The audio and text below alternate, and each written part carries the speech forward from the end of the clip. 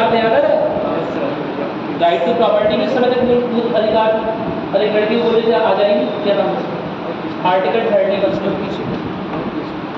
Article 30 अनुच्छेद 21 उसमें भी राइट टू प्रॉपर्टी लिखा हुआ है। क्या मेरी बात समझ में? और दोनों मौलिक अधिकारों की श्रेणी में आते हैं। क्या मेरी बात समझ आ रही है?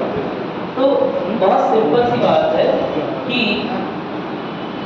अगर कोई सामाजिक विकास या कोई अगर सामाजिक नई योजना लानी है जिससे आर्थिक असमानता कम हो तो सरकार कैसे ला रही है? सरकार जब भी कुछ योजना बनाकर, समझ रहे ना मेरी बात, यह बोलेगी कि जो जमींदार हैं या जो राजा हैं, जो नवाब हैं, उनकी प्रॉपर्टी पे इतनी ही होनी चाहिए। हालांकि जमींदारों को कहा गया, राजा नवाब को नहीं कहा गया, लेकिन बता जो अपने क्षेत्र के अंदर छोटे छोटे राजा हैं उनकी प्रॉपर्टी इतनी ही होनी चाहिए। कम से कम एग्रीकल्चरल लैंड मतलब समझते हो जो कृषि के लिए भूमि होती है वो 12 एकड़ ही होनी चाहिए। आज के टाइम पे जो लैंड सीलिंग लगाई गई है वो 12 एकड़ की। क्या मेरी बात समझ? हालांकि उसमें भी कुछ चीजें हैं, अनडिवाइडेड फैमिली वगैरह है, वो चीजें अलग है, लेकिन एक मोटे आइडिया ले लीजिए कि 12 एकड़ की जमीन एक आदमी के पास हो सकती है, उससे अधिक अगर हो रही है तो गवर्नमेंट आपसे छीन सकती है। क्या मेरी बात समझ आ रही है? लेकिन जिनके पास 100 एकड़ है, 500 एकड़ है, समझ रहे हो ना? अब क्या उनकी अगर गवर्नमेंट कोई ऐसा बना रही है, 12 एकड़ वाला बना रही है, तो क्या उनके मौलिक अधिकारों का हनन नहीं हो जाएगा? हो रहा है उनके मौलिक अधिकारों का। और राइट टू प्रॉपर्टी तो उस समय मौलिक अधिकार लिखी हुई है। अरे बोलो, कोई दिक्कत तो नहीं है इसमें? तो बहुत सिंपल सी बात है कि बार बार लोग किसके दरवाजे जाएंगे? सुप्रीम कोर्ट के दरवाजे जाएंगे, है ना? कोई दिक्कत तो नहीं है इसमें? तो इसमें एक केस आता है प्राइवी पर्स का केस सन 1971। प्राइवी पर्स या प्रिवी पर्स किसे बोलते हैं? जो देसी रियासत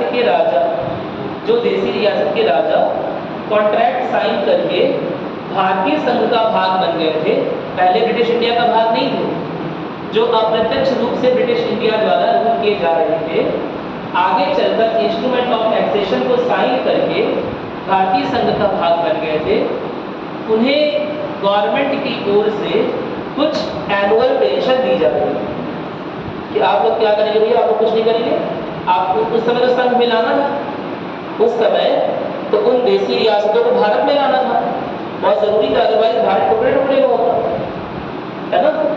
तो एक तरह से उन्हें यह बोला गया कि जो आपके यहाँ का टैक्स कलेक्शन होता है, जो आपके राज्य से, आपके प्रांत से, आपके क्षेत्र से जो टैक्स कलेक्ट होगा उसका 8% लगभग 8% आपको एनुअल पेंशन के रूप में देंगे। क्या मेरी बात समझे? और भी कुछ सुविधाएं थी, केवल यही नहीं था, और भी कुछ सुविधाएं थी, सुविधाएं थी, लेकिन 8% और इस तरह की चीजें सुविधाएं के रूप में दी जा रही थी, जिसकी वजह से लगातार भारतीय जो जेब है, यानी कि जो भारतीय अर्थव्यवस्था है, उस पर लगातार असर पड़ रहा है, करोड़ों रुपए खर्च हो जा रहे हैं। क्या मेरी बात क्लियर है? भाई किसका पैसा जा रहा है? जो टैक्स पेयर्स हैं, जो लोग कर दे रहे हैं, डायरेक्ट टैक्स, इनडायरेक्ट टैक्स। आप कुछ जब सामान खरीदने आते हैं तो भी आप कुछ ना कुछ बिना बताए इनडायरेक्ट टैक्स दे रहे हो। क्या मेरी बात आप अच्छा कर दे रहे हो? पता है कि नहीं पता है? समझा रहे हैं? और बहुत ज़्यादा टैक्स होता है, इनडायरेक्ट टैक्स जी सर, कम नहीं होता है ना? कि गाड़ी आती है बहुत महंगी, फॉर्च्यूनर, है ना? 32 लाख या 34 लाख की गाड़ी होगी, 50 लाख की पड़ती है, 18 लाख रुपए गवर्नमेंट टैक्स ले लेती है। मेरी बात समझे कि नहीं है? जितने की 50,000 रुपये ऐसा बोलते हैं कि कंपनी के पॉकेट में जाता है, और 17.5 लाख रुपए, 18 लाख रुपए करीब किसी पॉकेट में आता है गवर्नमेंट के, अगर एक फॉर्च्यूनर बिकती है। मतलब उतना फायदा कंपनी का नहीं हो रहा है जितना फॉर्च्यूनर बिकने पर सरकार का हो रहा है। क्या मेरी बात समझे? वो सारा पैसा जो कलेक्ट हो रहा है इस तरह से, वो कहाँ जा रहा है? वो चला जा रहा है नवाबों को एनुअल पेंशन देने में, राजाओं को एनुअल पेंशन देने में। क्या मेरी बात सुन रहे हैं? चलो आगे देर से जाओ, ठीक है? तो बहुत सिंपल सी बात है, बहुत साधारण सी बात है। प्रीवी पर उस समय सोचो 1960-70 का दशक, भारतीय अर्थव्यवस्था बुरी तरह से खराब। भारत 2-3 बड़े युद्ध उस समय तक झेल चुका है, चीन की अतिक्रमण और चालों का शिकार बन चुका है। क्या मेरी बात सुनी? भारत में जगह जगह के रिफ्यूजी, तिब्बत से भागे हुए रिफ्यूजी, पाकिस्तान से भागे हुए रिफ्यूजी, बांग्लादेश से भागे रिफ्यूजी, सारे रिश्तेदार हमारे घर आके टिके और पैसे का ठिकाना नहीं।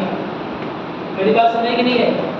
अरे बोलो, मम्मी की ओर की भी रिश्तेदार और पापा की ओर की भी रिश्तेदार, सब कहाँ के टिके?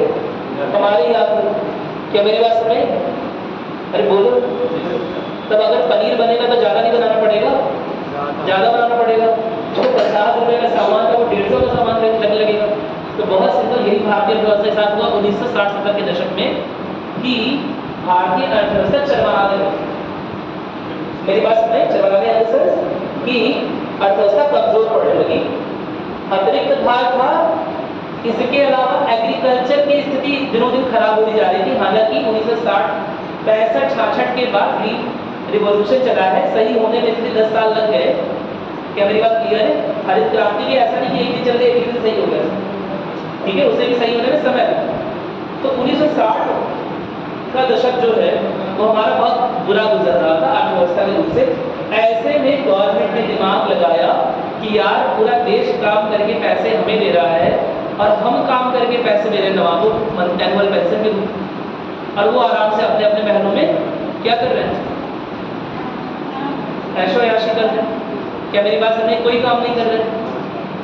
क्या मेरी बात क्लियर?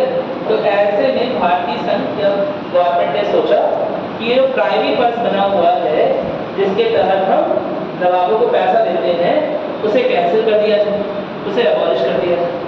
अरे बोलो, क्या मेरी बात सुने? लेकिन अगर ये कैंसिल किया जाएगा तो वो मंथली पेंशन पे ही डिपेंडेंट थे, निर्भर थे। उन्होंने कहा हमारा कोई और आय का स्रोत है, हम इसी पे डिपेंडेंट। जो बोलने को सब महारत हासिल होते हैं, मेरी बात सुने? तो उन्होंने बोला हमारा कोई इनकम सोर्स नहीं है, हम तो इसी मंथली पेंशन पर निर्भर कर रहे हैं। हमने तो भारत की सरकार पे बहुत भरोसा करके अपनी रियासत को भारतीय संघ का भाग बनाया था, और इसीलिए बनाया ही था ताकि हमें कुछ मंथली पेंशन मिलती है, और आप इसे कैंसिल करने जा रहे हैं। तो वो लोग चले जाएंगे सुप्रीम कोर्ट और बोलेंगे इससे हमारे आर्टिकल अनुच्छेद 14, अनुच्छेद 19 और राइट टू प्रॉपर्टी अनुच्छेद 21, समझा? यह डेट नहीं है ना, समझा ना? अनुच्छेदों की संख्या है, ठीक? 14, 19 और 31 का हनन हो गया है ना? क्या मेरी बात समझ? 14 को समझ पा रहे हो कि समझता है, यानी कि पहले से ही सब लोग को एक समान दिया गया हुआ है, तो उसे क्यों लिया जा रहा है? दूसरी बात 19 का ज़्यादा हनन हो रहा है। 19 का कैसे हनन हो रहा है कि 19 में भी राइट टू प्रॉपर्टी वगैरह दी हुई है, वो भी छीनने की बात कर रही थी गवर्नमेंट। राइट टू वोकेशन है, व्यवसाय का अधिकार, या जितना कमा रहे हैं उतना कमा लेने का अधिकार। तो ये मंथली पेंशन को वोकेशन ही मान दिया गया कि जो पेंशन आ रही है यही हमारा व्यवसाय है। क्या मेरी बात सुन रहे? आर्टिकल 19। और अगर गवर्नमेंट यहाँ बंद कर देगी तो हमारा जीवन जीने का अधिकार भी खतरे में पड़ जाएगा, और यह तो हमारी जॉब चली जाएगी, जो पेंशन को ही जॉब मानते हैं। क्या मेरी बात क्लियर? और आर्टिकल 21 भी खतरे में। क्या मेरी बात क्लियर? तो ऐसे में प्रीवी पर्स वाला जो कानून था वो क्या हो जाएगा? अब उससे बहस होने लगी, ठीक है, कोई दिक्कत तो नहीं है। अच्छा, आपने आर्टिकल 39 अनुच्छेद 39 से पढ़ा कि नहीं पढ़ा? ये बाकी अनुच्छेद 39 से पढ़ा। अनुच्छेद 39 पर चेक करिए, राज्य के नीति निर्देशक सिद्धांत में क्या अनुच्छेद 39 लिखा हुआ है? लिखा? चलो पीडीएफ मैंने सेंड किया था, नोट किया था तुम लोगों ने? कहाँ है नोट? लिखा है? चलो सर तो दिखाओगे, घर पे छूट गया तो दिखा देंगे, कॉपी लग गई है ना? ये सब सुनते सुनते एकदम बात सफेद हो गया, ठीक है? लिखे हो कि लिखो, ऑनेस्टी, ईमानदारी भी अपनाओ। कम से कम मेरे साथ नहीं, अपने साथ अपनाइए आप ईमानदारी। आप फोटो कॉपी करवा दो, जैसे भी लिखे उसे लिखो। मैं हमेशा बोलूँगा लिखो। मेरी बात सुन में मैं फोटो कॉपी नहीं बोलूँगा, मैं बोलूँगा लिखो, क्योंकि लिखने से लिखने की प्रैक्टिस आएगी और जब हम लिखते हैं तो चीज़ें याद है आपको पढ़ने के लिए, तो समझ समझ के सोच सोच के लिखा करो, ज़्यादा जरूरत है। क्या मेरी बात क्लियर है? अब अगर अनुच्छेद 39 की बात कर ली है, थोड़ा सा हम और डीप में जाते हैं। अनुच्छेद 39 के बी भाग में और अनुच्छेद 39 के ही सी भाग में दो चीजें लिखी। अनुच्छेद 39 के बी भाग में लिखा हुआ है कि जो संसाधन है ना, राज्य की यह जिम्मेदारी है कि जो संसाधन यानी कि जो रिसोर्सेज है उनका लगभग एक ही जैसा वितरण हो, या सबके पास संसाधनों की उपलब्धता। ऐसा ना हो जाए कि अंबानी जी के पास सारा संसाधन हो जाए और शुभम जी के पास कोई संसाधन ना हो। नहीं समझे बात? समझ में आ गया? संसाधन रहित हो जाएंगे तो ऐसे में तो अपने आप गरीबी आ जाएगी, सामाजिक आर्थिक समानता हो पाएगी? नहीं हो पाएगी। चलिए मान लेते हैं कि अंबानी जी बहुत बहुत ज्यादा अमीर है और उनकी योग्यता भी बड़ी ज्यादा है, तो ऐसे में हो सकता है कि उनके कंट्रोल में, उनके नियंत्रण में ज्यादा संसाधन हो और मेरे नियंत्रण में थोड़े कम संसाधन हो या कुछ कम। क्या मेरी बात समझ? लेकिन फिर भी कुछ मेरे पास भी रहना चाहिए। ऐसा ना हो जाए कि अंबानी जी के पास या एक मंथ की इनकम 20,000 करोड़ रुपए है तो पूरे बस्ती की जमीन खरीद, लेट अस सपोज पूरे बस्ती की जमीन खरीद, पक्के पूरा खरीद, जियो बड़ा सा लिखवा दिया यहाँ पर जियो, जे यहाँ पर एटीएम पे, आई कृपाल मंदिर पे और वो वहाँ पर GTIC पे, जियो सड़क। मेरी बात समझ के नहीं है? अब बाकी सारे व्यापारी लोग कहाँ जाएंगे? अरे बोलो, अभ्युदय बैच कहाँ चलेगा तुम्हारा? मेरी बात समझ में? मुश्किल होगी कि नहीं मुश्किल होगी? अगर सारे संसाधन अंबानी जी खरीद लेंगे तो क्या मुश्किल नहीं हो जाएगी? और पैसा है उनके पास, हम पैसे पे पैसा है फिर भी पैसे में नहीं खरीदते, बदमाश लोग होते हैं, ये लोन ले लेते। मेरी बात समझ में? वो लोन लेके खरीदेंगे। तो यही जो तुमने अपना FD जमा किया है, 1-1 लाख 2 लाख रुपए जो SBI में जमा किया है, इसी से करोड़ रुपए हो चुका है। इसी का लोन लेंगे और इसी सड़क को खरीद लेंगे और ये 2 सड़क खरीदिए, बस बस्ती खत्म हो गया, मालवी रोड और ये वाला रोड। अब जाओ व्यापार करो तुम लोग, है ना? आर्थिक रूप से संपन्न लोग क्या ऐसा कर नहीं सकते हैं? कर सकते हैं, पूरी तरह से। और बैंक भी उन्हीं की बात सुने, क्योंकि वो आर्थिक रूप से सक्षम है, यानी कि लोन चुकाने में बड़े आराम से सक्षम है। आप 4 लोगों को 1-1 हजार रुपए लोन दें, उससे अच्छा उन्हें अच्छा लग रहा है कि 4,000 सीधे अंबानी के लड़के को एक ही बार में वापस भी ले सकते हैं। क्या मेरी बात समझ? अरे बोलो। तो अगर राज्य कोई स्पेशल प्रावधान नहीं बनाने तो क्या आर्थिक असमानता या संसाधनों के वितरण की असमानता नहीं हो जाएगी? कोई जाएगी, अमीर खरीदते जाएंगे, सब खरीदते जाएंगे, प्रॉपर्टी खरीदते जाएंगे। एक समय यह आ जाएगा कि एग्रीकल्चर करने के लिए, ट्रेड करने के लिए, समझ लो व्यापार करने के लिए आपके पास भूमि ही ना बचे। सारा का सारा पक्के पुरानी बस्ती, मंगल बाजार सब खरीद लिया हमारे। क्या मेरी बात समझ? उसके पास है इतना पैसा, खरीद सकता है। यहाँ का भी, हजरतगंज का भी, दिल्ली का भी खरीद सकता है। 3 जगह की मार्केट बंद। इससे आर्थिक समानता बढ़ेगी या आर्थिक असमानता बढ़ेगी? आर्थिक असमानता। यानी कि राज्य ऐसे कानून बनाए, प्रावधान बनाए जिससे आर्थिक असमानता कम हो या संसाधनों का वितरण, रिसोर्सेज, या तब की जरूरी कि संसाधन है ना, जमीन एक संसाधन है, इसका उपयोग करके हम पैसे कमाएंगे। अरे बोलो, क्या मेरी बात समझ? जमीन एक संसाधन है, हर चीज, हवा वायु पानी संसाधन है, जिसका उपयोग करके हम कुछ कर सके, कुछ प्राप्त कर सके, वो सब संसाधन है। तो जमीन का उपयोग करके पैसे कमाते हैं, है ना, संसाधन। बहुत सिंपल सी बात। तो अगर इस तरह से कुछ कर लिया जाए तो आर्थिक असमानता तो और बढ़ने लगेगी और इसके विरुद्ध में राज्य कोई कानून बना सकता है, ऐसा 39B में दिया। क्या मेरी बात क्लियर है कि संसाधनों का कैसा वितरण ना हो, असमान वितरण ना हो, इसे देखना पड़ेगा राज्य को और राज्य ऐसे कानून लाए। क्या मेरी बात क्लियर है? कोई दिक्कत तो नहीं है? और आर्टिकल 39C में भी लगभग यही इसी बात को थोड़ा सा और अच्छे से लिखा हुआ है कि जो वेल्थ है, यानी कि जो धन धान्य है, वो किसी एक हाथ में इकट्ठा ना हो जाए, कंसंट्रेटेड ना हो। क्या मेरी बात में कंसंट्रेशन ऑफ वेल्थ यानी कि जो भी साधन है या जो भी धन है वो कुछ ही हाथों में ना रह जाए, सबके पास अवेलेबल रहे, यह बड़ा जरूरी है। क्या मेरी बात समझ?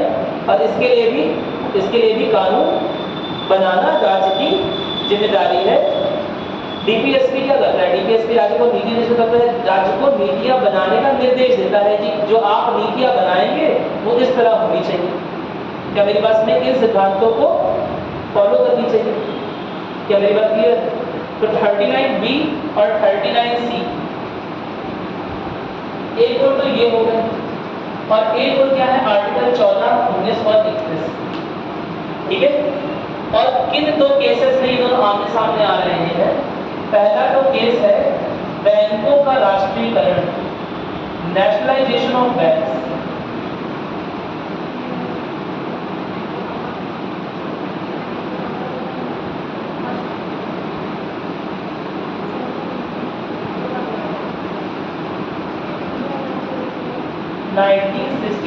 बैंकों का राष्ट्रीयकरण एक्ट अधिनियम 1969। क्या मेरी बात क्लियर है? जहां पर जो प्राइवेट बैंक थे वो केवल अमीरों को लोन देते थे, और इस व्यवस्था को खत्म करने के लिए सरकार ने बोला कि हम सारे बैंकों का राष्ट्रीयकरण कर देंगे, ताकि जो गरीब आदमी है, जो गरीब ट्रेडर है, या जो मध्यम वर्ग का व्यापारी है, मेरी बात समझ, या जो निम्न वर्ग का व्यापारी है, उसे भी लोन उसके व्यापार के लिए मिले। क्या मेरी बात क्लियर है? सामान्य तौर पर जब तक बैंक पर ज्यादा नियंत्रण सरकार का स्थापित नहीं था, तब तक बैंकों की टेंडेंसी, बैंकों की हैबिट आज क्या थी? जो अमीर लोग उन्हीं को लोन देगा जिनसे वापस मिल सके। क्या मेरी बात समझ? अरे बोलो। जो गरीब लोग हैं भले ही क्षमतावान है और वापस भी कर सकते हैं, भले अच्छे आइडियाज वाले हैं, लेकिन फिर भी उन्हें लोग नहीं मिलेगा। अरे बोलो, क्या मेरी बात समझ आ रही है? ठीक है। तो बहुत सिंपल सी बात है कि बैंकों के राष्ट्रीयकरण को लाने के लिए, बैंकों का राष्ट्रीयकरण करने के लिए अधिनियम बनाया गया। लेकिन इस अधिनियम से क्या हो रहा था? जो इंडिविजुअल स्वतंत्रता है, जो व्यक्तिगत स्वतंत्रता है, यानी कि जो व्यक्तिगत जिनके अपने अपने बैंक हैं। क्या मेरी बात है? एक आदमी का नहीं होगा, कुछ लोग मिलकर बैंक चला रहे होंगे, लेकिन जिनके भी वो हैं उनकी व्यक्तिगत स्वतंत्रता जा रही थी। Again article 19। मेरी बात में तो इन सब के खिलाफ एक तो ये वाले लोग, और दूसरे कौन से लोग? प्रिवी पर्स वाले। 1971 प्रिवी पर्स।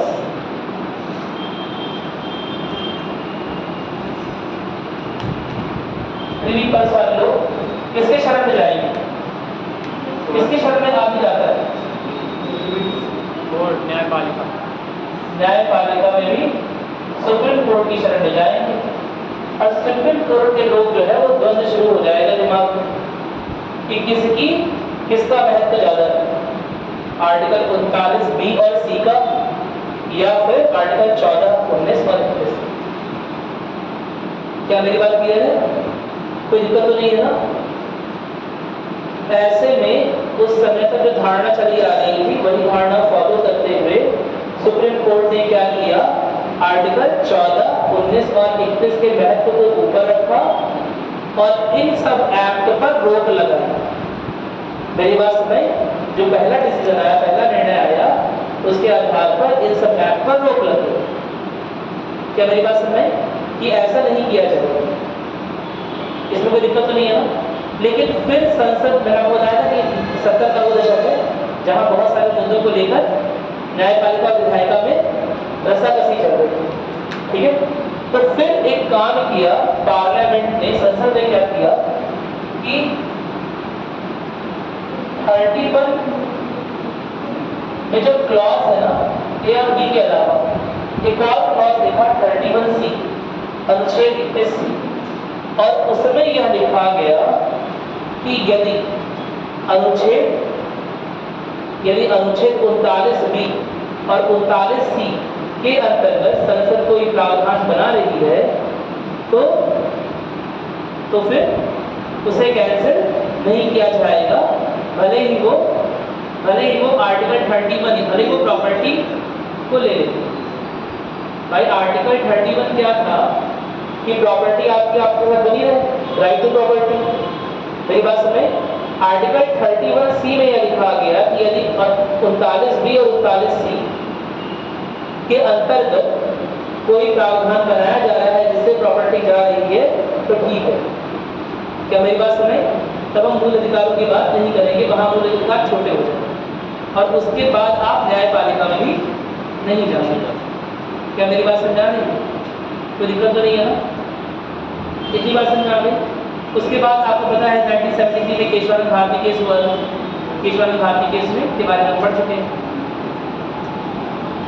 यह संशोधन जो हुआ है 31C का, यह संविधान का 25वां संशोधन था। नोट कर लो, 25th अमेंडमेंट, 25वां संशोधन सन 1931 का 1971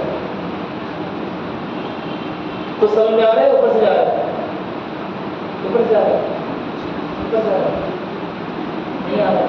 ध्यान सुनेंगे बस, सुनते ही रहता है, कुछ करना नहीं। अभी अगर कुछ समझाया नहीं, अभी मैंने यह बोला कि इम्पोर्टेंस, महत्व किसका ज्यादा है, यह बात तो सुप्रीम कोर्ट को भी समझने में टाइम लगता है। क्या मेरी बात सुने?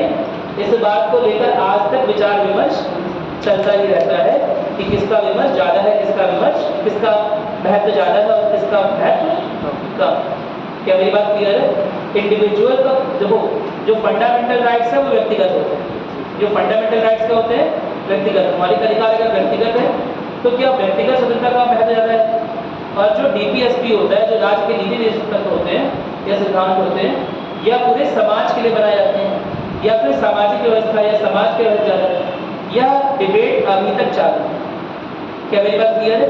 लेकिन एक बात जो मैंने बताई वो आपको याद रखना है कि जब भी लाइफ की बात आएगी तो व्यक्तिगत स्वतंत्रता का महत्व अधिक हो जाएगा। लेकिन यहाँ तो लाइफ की बात नहीं है, यहाँ तो प्रोफेशन की बात हो रही है। क्या मेरी बात क्लियर? अरे बोलिए, ठीक है। तो 25वें संविधान संशोधन के अंतर्गत नया प्रावधान बनाया गया और 31C में ऐसा किया गया। फिर एक संविधान संशोधन और आप पढ़ते हैं 42वां, याद है? मिनी कॉन्स्टिट्यूशन किस सन में आया था? 1976। कभी ट्रेन में सफर किया? ट्रेन में या बस में? बस में सफर किए? ऑटो में सफर किए हैं? ऑटो में तो किए हो। ट्रेन, बस, ऑटो में से सफर करेंगे। किसी को पहले आप बैठे रहिए, है ना? कोई कहे भैया थोड़ा सा फिसल जाओ, ऐसा हुआ है कि नहीं हुआ? हुआ है। जीवन सबके जीवन में हुआ। तो आप थोड़ा सा फिसल जाते हैं कि चलो भैया तुम भी बैठ जाओ, लेकिन फिर धीरे धीरे क्या हो जाता है? उसी का कब्जा हो जाता है। क्या मेरी बात समझ? एक बार ऐसे सफर कर रहा था इंडियन रेलवे में, है ना? सोते हुए आराम से आ रहा था, रात के 2 बजे थे, रात के 3 बजे थे। मैं क्या देख रहा हूँ कि एक आदमी मेरे मुझे लग रहा है पैर के पास थोड़ी सी गर्माहट महसूस होगी। मैंने कहा ये क्या हुआ है? ठीक है, तो मैंने देखा एक आदमी मेरे ही पैर पे अंदर बैठा हुआ है और मुझे लगा रात के 2 बज रहे हैं, कहाँ जाएगा उस समय। तो मैंने कहा कि ठीक है भैया, आप आराम से बैठ जाओ, मैं पैर पर से खोल लेता हूँ। ठीक है, अब थोड़ा सा पैर मैंने से खोल लिया, धीरे धीरे वो टेक लगा लिया। क्या मेरी बात सुनाई? मैंने कहा ठीक है भाई, थका हार आदमी है, मुझे टेक लगा ही रहा हूँ, जब तक मेरे व्यक्तिगत अधिकारों का कुछ हनन नहीं हो रहा है तो ठीक है, समाज का भी भला होता है। अरे बोलो, मेरी बात सुनाई? जब तक मेरे अपनी स्वतंत्रता को कोई हनन नहीं हो रहा है, कोई व्यक्तिगत अधिकार नहीं जा रहा है, समाज का भला हो रहा है, कोई दिक्कत नहीं। फिर मैंने रात को 2 बजे उसे उठा दिया, किसी का भाई नींद लग उठ गया, तो मैं चला गया वॉशरूम। मैंने कहा चलो अभी देखते हैं 2 मिनट थोड़ा सा हवा लेते हैं, आते हैं। फिर मैं वापस आया तो देखा वो सो रहा है ना? अब मैं उसे जगा रहा हूँ, भाई वहाँ पर सो, कह रहा भैया नीचे सो जाओ, नीचे है इतना जगह। बस मुझे सो कहा था भाई मेरी सीट है ना? तो किसी को क्या कहते हैं, किसी को उंगली पकड़ाई तो हाथ पकड़ लेता है, कंधे में लड़ाता है। तो वही काम यहाँ पर कौन कर रहा है? पार्लियामेंट कैसे कर रही है कि 31C का जब उपयोग किया उसने आर्टिकल 39B और आर्टिकल 39C के द्वारा बनाए गए कानूनों को मौलिक अधिकारों से अधिक महत्व देने, तब तो यह बात न्यायपालिका ने एक्सेप्ट कर दी। लेकिन 42वें संविधान संशोधन में किया गया, थोड़ी सी जगह दे दी न्यायपालिका ने, बैठ जाओ हमारी सीट पर। 42वें संविधान संशोधन में क्या किया, ये आर्टिकल 39B और 39C वाली बात हटा दी, सीधे बोला, क्या बोल रहा है कि अगर कोई भी राज्य के नीति निषेध तत्वों को, राज्य के नीति निषेध सिद्धांत को लागू करने के लिए अगर सरकार कोई भी प्रावधान बनाती है, कोई भी कानून बनाती है, तो मौलिक अधिकारों का हवाला देकर उसे सुप्रीम कोर्ट कैंसल नहीं कर सकता। क्या मेरी बात समझ आ रही? अरे बोलो, नहीं समझ आ गया ना? तो बस उसके बाद आपको बताइए 42वां संविधान संशोधन हुआ था, लेकिन उसमें कई सारी ऐसी चीजें थी जो कि संवैधानिक मूल्यों के, संवैधानिक सिद्धांतों के खिलाफ थी। उस समय तक बेसिक स्ट्रक्चर डॉक्ट्रिन बना दिया गया था, जो संविधान की मूल संरचना, मूल ढांचे वाली बात होती है, उस समय तक छोड़ी दे दी गई। तो वो बनाकर सुप्रीम कोर्ट ने एक तरह से अभेद्य, क्या बोलेंगे, कवच कुंडल बना दिया। क्या मेरी बात क्लियर है कि जितने भी तीर चलेंगे सब तीर निरस्त हो जाएंगे, केवल यह बोल दिया जाएगा कि अगला बेसिक स्ट्रक्चर को फॉलो नहीं करना। जितने भी नए प्रावधान बनेंगे, नए नियम बनेंगे, अगर वो संविधान की मूल संरचना के साथ छेड़छाड़ कर रहे हैं, ऐसा पाती है न्यायपालिका, तो बड़े आराम से उसे कैंसिल कर सकते हैं। क्या मेरी बात क्लियर है? यही जजमेंट 1973 केशव भारती का था, जिसकी वजह से इसे मील का पत्थर बोलते हैं, कि उसके बाद जितनी भी ऐसी चीजें बन रही है जिसमें जरा सा भी ऐसा लग रहा है कि क्या हो सकता है, लोगों के मूल अधिकार जा सकते हैं, या संविधान की बेसिक स्ट्रक्चर से छेड़छाड़ की जा रही है, वो संविधान से छेड़छाड़ की है, तो आप ऐसे हो जाएंगे। क्या मेरी बात क्लियर? 39B और 39C को लागू करने के लिए जब 31C लिख दिया गया था, तो सुप्रीम कोर्ट भी एग्री कर गया था कि ठीक है भैया, है ना? सुप्रीम कोर्ट में आर्ग्यूमेंट हुआ कि हर चीज आप कैंसिल करते रहेंगे व्यक्तिगत स्वतंत्रता, व्यक्तिगत स्वतंत्रता बोलकर, तो समाज में कोई परिवर्तन हो ही नहीं पाएगा, है ना? हम सामाजिक और आर्थिक समानता की बात करते हैं, हमारे प्रियम्बल में भी लिखा हुआ है, हमारे राज्य के नीति निषेध सिद्धांतों में भी लिखा हुआ है, लेकिन सामाजिक आर्थिक समानता आएगी कैसे? हम तो कुछ कोई स्टेप लेंगे और आप बोलोगे व्यक्तिगत, कोई ना कोई पहुंचेगा, दरवाजा खटखटाएगा आपका दरवाजा सबके लिए खुला हुआ है, आप बोल दोगे कि इससे व्यक्तिगत अधिकारों का हनन हो रहा है, व्यक्तिगत स्वतंत्रता जा रही है, इसलिए कैंसिल कर दोगे। ऐसे में तो राज्य कोई बिल बनाने योग्य ही नहीं रह जाएगा। राज्य कोई योजना बनाएगा और उस योजना से कोई ना कोई एक दो आदमी तो निश्चित रूप से नकारात्मक रूप से प्रभावित होंगे ही होंगे। क्या मेरी बात समझ? राज्य ने डिसाइड किया कि बड़े बन से कंपनी बाग तक रोड बननी है, राज्य ने डिसाइड किया कि बड़े बन से कंपनी बाग तक रोड चौड़ीकरण होना है। अरे बोलो, चौड़ीकरण हो रहा है कि नहीं हो रहा है? हो रहा है। अब मान लो बगल में किसी घर हो ना, तो घर नहीं, जो प्रॉपर्टी हो, घर तो फिर लड़े वाला बंद हो जाएगा, प्रॉपर्टी हो, है ना? और नहीं दे रहा राज्य को पैसे, लोग पेमेंट नहीं बना देंगे, नहीं बनाएंगे, छोड़ देंगे, राज्य ले लेगा, कंपनसेशन देगा, मुआवजा देगा, लेकिन राज्य आपसे ले लेगा। अयोध्या में नहीं लिया गया, लिया गया, बताइए आपको, ठीक है? तो राज्य आपसे ले लेगा, क्योंकि क्यों ले लेगा? राइट टू प्रॉपर्टी का मूल अधिकार है, क्यों छीन ले रहा है? रोड चौड़ीकरण के नाम पर कैसे छीन ले रहा है? सामाजिक कारण। क्योंकि अगर राज्य कोई कानून या कोई प्रावधान बना रहा है जिससे समाज का भला हो रहा है, क्या मेरी बात सुनाई? जिससे पूरे समाज का भला हो रहा है, तो उसकी भी इंपॉर्टेंस बनेगी। इसीलिए जब मैंने आपसे पूछा कि व्यक्तिगत स्वतंत्रता और समाज, है ना, कौन सा जरूरी है, तो आपने बताया व्यक्तिगत स्वतंत्रता, तो ऐसा कोई जरूरी नहीं, अलग अलग बात, अलग अलग चीजें। क्या मेरी बात सुनाई?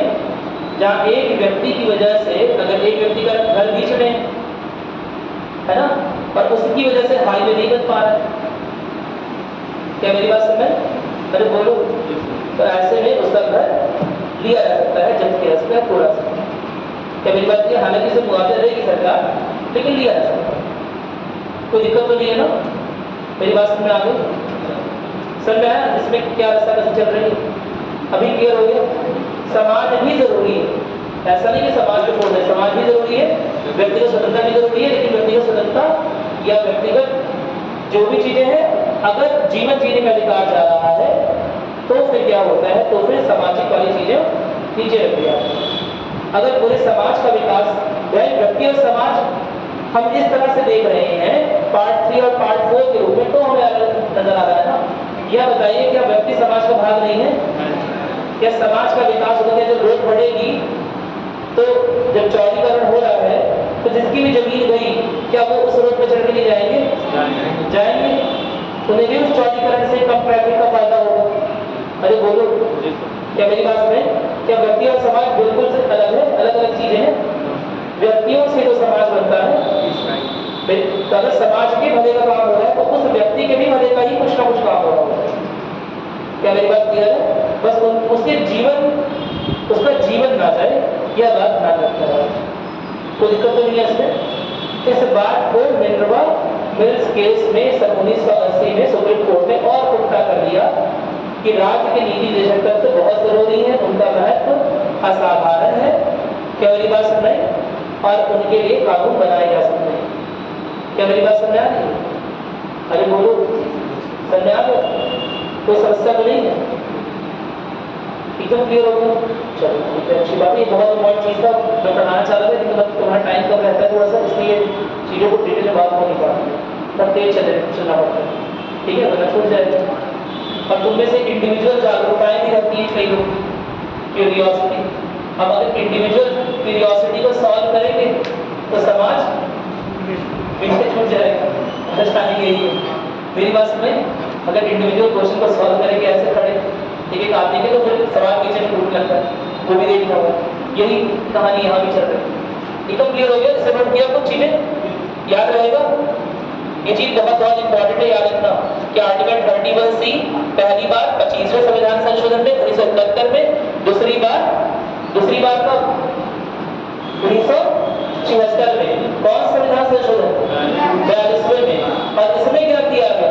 केवल आर्टिकल 39B और 39C की बात नहीं हो रही है, बात हो रही है राज्य के पूरे निदेशक 36 से 51 तक जो भी चीजें लिखी हुई है, अगर उनके जारी करने में, है ना, किसी, समझ रहे हो ना, अगर कुछ मौलिक अधिकार नष्ट भी हो रहे हैं, कम भी हो रहे हैं, सबके नहीं, कुछ ही लोग के, तो ऐसे में संसद कानून बना सकती है।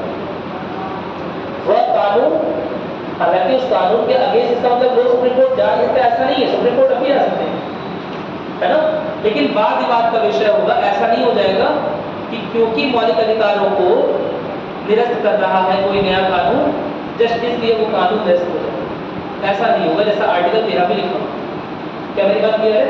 तो आर्टिकल, मैं तो ऐसे रखता हूँ कि आर्टिकल 13 और आर्टिकल 31 एक दूसरे के एकदम अपोजिट। क्या मेरी बात सुने? जहां आर्टिकल 13 आच्छादन का सिद्धांत यानी थ्योरी ऑफ इक्लिप्स दे रहा होता है कि कोई भी कानून जो है वो मौलिक अधिकारों से बड़ा नहीं है। मेरी बात सुने? कोई दिक्कत तो नहीं है? किसी भी कानून की छाया मौलिक अधिकारों पर नहीं पड़नी चाहिए। बहुत सिंपल सी बात है। मौलिक अधिकार कितने सेक्रेड है, इतने ज्यादा पवित्र माने गए, ठीक है। वही 31 पर सिद्धांत है, उसमें ऐसा 21वें किसी भाग में ऐसा है। क्या मेरी बात क्लियर है? कोई दिक्कत तो नहीं है ना? चलो ठीक है, आगे बढ़ रहे हैं।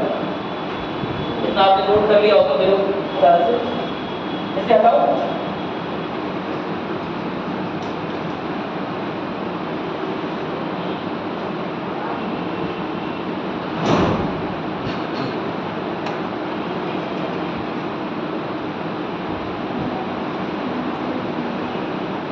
क्या चल रहा है? डीपीएस की ना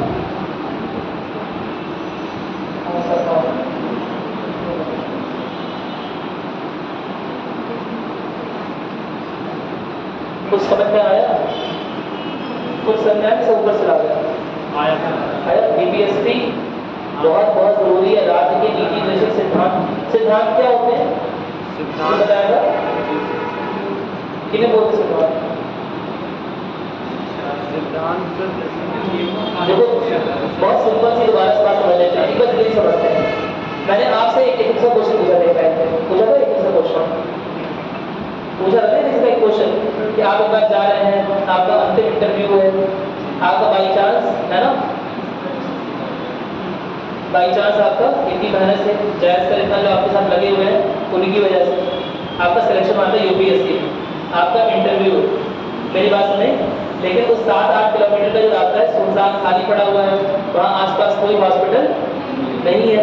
अगर आसपास अस्पताल नहीं है, उसी में एक आदमी गिरा पड़ा आपको मिला, जिसके सिर से बड़ा तेज खून निकल रहा है, ऐसा लगा कि मर जाएगा। क्या मेरी बात सुन रहे हैं? तो फिर आप उसे लेकर जाएंगे हॉस्पिटल या इंटरव्यू देने जाएंगे, या उसे लेकर इंटरव्यू देने चले जाएंगे? अपना तो जाएंगे, इंटरव्यू किसी ने चले जाएंगे कि देखिए आदमी था इसलिए मैं लेट हो गया, क्या करेंगे? इंटरव्यू जहाँ मुझे वहाँ कॉल कर देंगे, चलिए अपना नेटवर्क नहीं आ रहा, बताइए। चलो इंटरव्यू तो बात छोड़ दिया, तो हमारा अंतिम साल है 32वां साल, या जो भी आपके कैटेगरी में बैठता होगा आपका अंतिम अटेम्प्ट है लेट अस सपोज, और उस साल प्रीलिम्स का एग्जाम है, वो आपके लिए बेहद जरूरी है, अंतिम अटेम्प्ट करना। ईश्वर ना करे ऐसा हो आपके साथ, लेकिन बता मेरी बात सुने। और फिर ऐसी व्यवस्था है जिसमें एक आदमी गिरा हुआ है, सिर फट गया है, क्या करेंगे? प्रीलिम्स देने जाएंगे कि नहीं जाएंगे? अगर आप प्रीलिम्स में अगर आपको कॉल करने से कोई मिलेगा नहीं, प्रीलिम्स आपको फिर मिलेगा नहीं।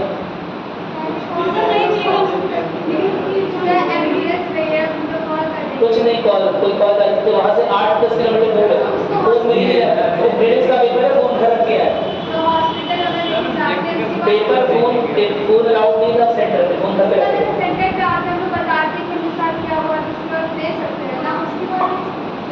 इसलिए अगर आप 1 सेकंड भी लेट है, मेरी बात सुन रहे, अगर आप ये भी बोल रहे हैं कि घर से दही खा के निकल रहे थे, मम्मी ने वो की जगह नाम में दही डाल तो भी नहीं ऐसा निकल करने बोल सकते क्या ऐसा होना तो नहीं चाहिए। तो मम्मी का चश्मा खोलने की बात है। बताओ जो पूछ रहा हूँ मैं, क्या करोगे? बहुत जरूरी को प्रश्न पूछ रहा हूँ। अभी उसी से डीपीएस भी खुल जाएगा, जो आज से तुम्हारा आएगा उससे डीपीएस भी खुलेगा। हॉस्पिटल लेके जाएंगे। अरे तुम्हारा अंतिम अटेम्प्ट है। हाँ सर, दूसरा जॉब कर लोगे? अंतिम अटेम्प्ट 6 साल से तैयारी कर रहे हैं, 6 साल से अभी बैठे हुए हैं, एक चीज सुबह से रटवा दी है, पीडीएफ से कलेक्टेड है, ऐसा लग रहा है इस बार फाइनल सिलेक्शन हो जाएगा। पिछली बार बस 1 नंबर से, सुनो, पिछली बार बस आधे नंबर से नहीं हुआ था। आपके घर वाले केवल आर्थिक रूप से केवल आप पर निर्भर है, आपके है ना, पिताजी की तबीयत तो बहुत खराब रहती है या अब नहीं है जो आर्थिक सक्षमता या आर्थिक महत्ता उठा पाए। आप बहुत मुश्किल से अपना पेट पालन कर रहे हैं। आप 7 प्राणियों के परिवार में अकेले कमाने वाले हैं। मेरी बात में आपके ऊपर 3 बहनों की जिम्मेदारी है, 2 छोटे भाइयों को पढ़ाना है, मम्मी की आंख का इलाज कराना है, घुटने का इलाज कराना है।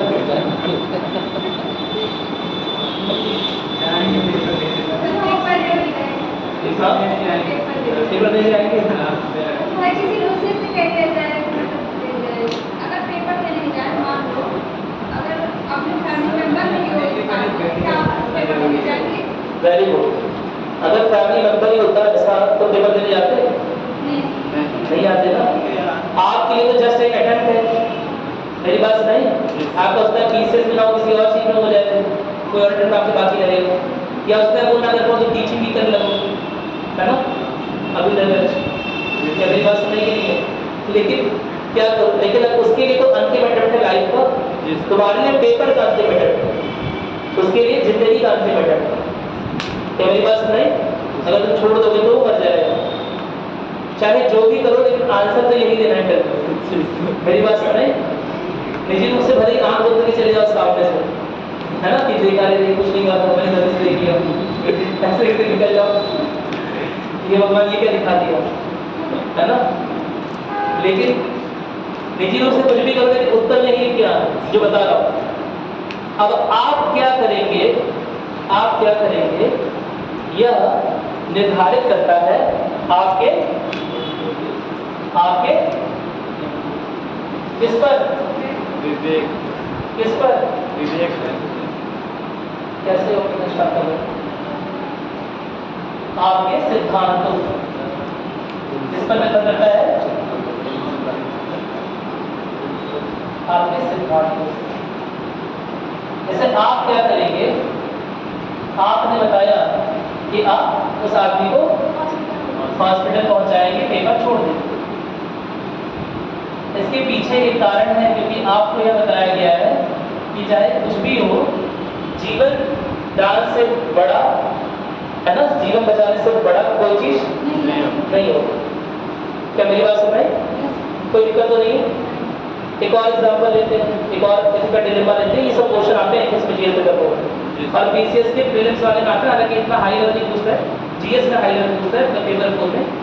बीसीएस के प्रीलिम्स में तो इजी क्वेश्चन आते हैं, सी सेट वाले पार्ट में आते हैं, डेढ़ शब्द को तो आपका एक बहुत अच्छा दोस्त है ना, उसने आपको 10 लाख रुपए का लोन दिया हुआ है। यह बात केवल दोस्त को पता है और आपको पता है। मेरी बात सुनिए, आपके और उसके संबंध कट हो गए हैं बीच में। क्या मेरी बात क्लियर है? अब आपकी उसकी बात नहीं होती है, शायद इसी लोन को लेकर भी होती है, आप उसे वापस समय पर नहीं कर पा रहे। क्या मेरी बात समझ आ रही है? ठीक है। अब उसकी हो जाती है डेथ, उसकी हो जाती है डेथ, समझ आता है, और आपके पास उसका अभी भी लोन बकाया है। क्या मेरी बात समझ है? अब उसके बारे में, लोन के बारे में, लोन के बारे में केवल या तो आपको पता था या फिर उसे पता था। समझ आई मेरी बात? या अब वो तो चल चुका है, बाय बाय। क्या मेरी बात क्लियर? अब बताइए, क्या आप उसके बकाया राशि जो भी आपने लोन ली है, क्या उसे घर पे देंगे या नहीं देंगे? देंगे सर। आपने तो उससे लिया, उसे घर पर लिया नहीं ना। फिर भी सर देंगे। क्या इसकी जरूरत हाँ करें, उसे वापस करेंगे। अगेन ये जो निर्णय आप ले पा रहे हैं, यह किसके लिए है? यह क्यों है? क्योंकि आपने कुछ सिद्धांत है, तो आपने यह चूज किया कि ऐसा करेंगे। क्या मेरी बात सुने कि आप लोन वापस कर रहे हैं? क्यों लोन वापस कर रहे हैं? क्योंकि आपने कुछ सिद्धांत अपने जीवन बनाए हैं कि पैसा जो लिया है वो वापस करो। अगर कोई इंसान जीवन है ना, किसी इंसान के जीवन की बात आ जाए तो यह काम कर रहा है, ऐसा कुछ सिद्धांत आपने बनाया हुआ है। यानी कि आपका, आपके द्वारा किया गया हर एक क्रिया, हर एक एक्शन कहीं ना कहीं कोई आपको बताए ना, कोई बता रहा है ऐसा करो, कोई बताने वाला नहीं है। वहां पर 8 किलोमीटर की जो सड़क है, वहां कोई बताना नहीं कि ऐसा करो ऐसा करो, है ना। मुझे फोन लगा, मेरा फोन लगा, सर क्या करें?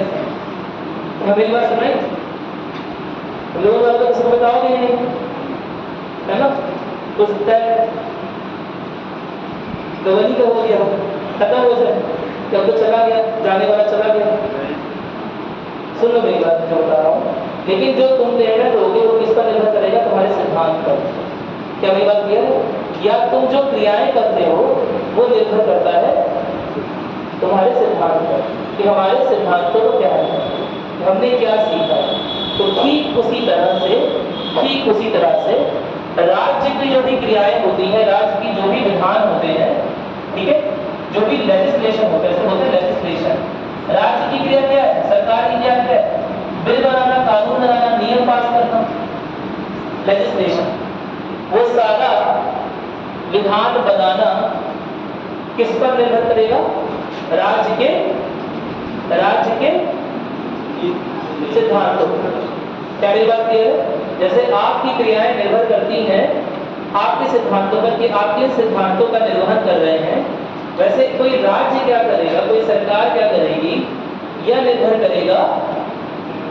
करेगा सिद्धांतों पर। और वही सिद्धांत जो है वो आर्टिकल 36 से 51 तक दिए गए हैं कि राज्य को क्या क्या करना चाहिए। क्या मेरी बात में इसमें डायरेक्टली नहीं दिखाया कि राज्य को क्या निर्णय लेना चाहिए, इसमें बताया है कि राज्य जो भी निर्णय ले यह सब सोच कर ले। राज्य जो भी कानून, प्रावधान, योजनाएं, स्कीम बनाए वह यह सब सोच के बनाए।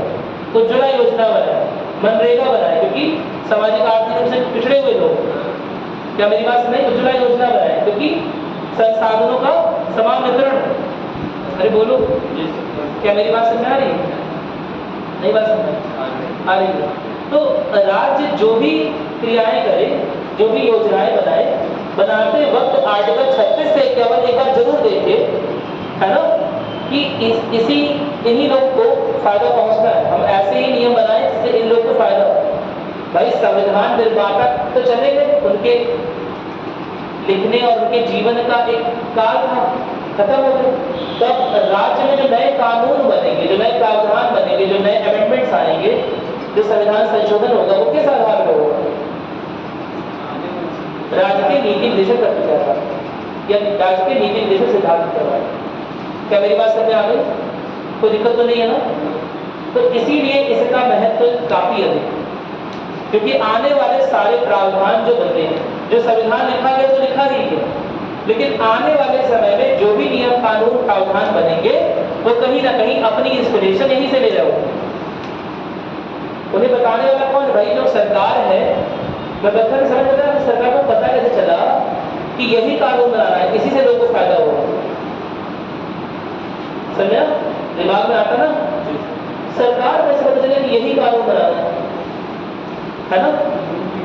सरकार को पता कैसे चल रहा है कि यही कानून बनाना है या यही प्रावधान होने चाहिए? राज्य के नीति निर्देशक सिद्धांतों से पता चलता है। क्या मेरी बात समझ आ गई? कोई दिक्कत तो नहीं है? तो महत्व वाला क्वेश्चन एक आता है, हर बार रिपीट होता है, 2022-23 में आया था यूपीपीसीएस के मेंस एग्जाम में, राज्य के नीति निर्देशक सिद्धांतों का बनाया था। तो मैं समझ आ गई कि बहुत इंपॉर्टेंट है। इसमें मनरेगा में सारी बात लिखी है आपको 1980, और इसके अलावा ये भी बात लिखी है कि सिद्धांत लगातार गाइड करते हैं, निर्देशित करते हैं। जो संविधान निर्माता नहीं है, जो संविधान रचयिता नहीं है, जब वो सारे दार्शनिक लोग नहीं है जिन्होंने संविधान लिखा, तो आखिर आने वाली नई सरकारों को गाइड कौन करेगा, इंस्पिरेशन कौन देगा? क्या मेरी बात क्लियर हो गई? कोई दिक्कत तो नहीं है? चलिए बताइए कौन सा आर्टिकल हम पढ़ रहे थे? वही आर्टिकल का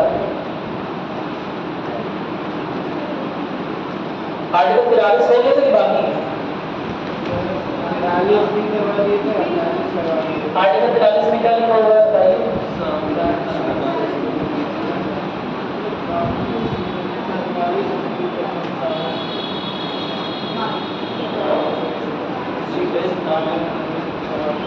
ठीक है, कृषि पशुपालन और जैसे राज्य ने कोई कृषि के लिए कानून बनाया है ना, तो जो भी फार्मर्स बिल बना रहा है, एग्रीकल्चर बिल बना, सुना होगा आपको 2019 वाला, तो वो क्या सोच के बनाया?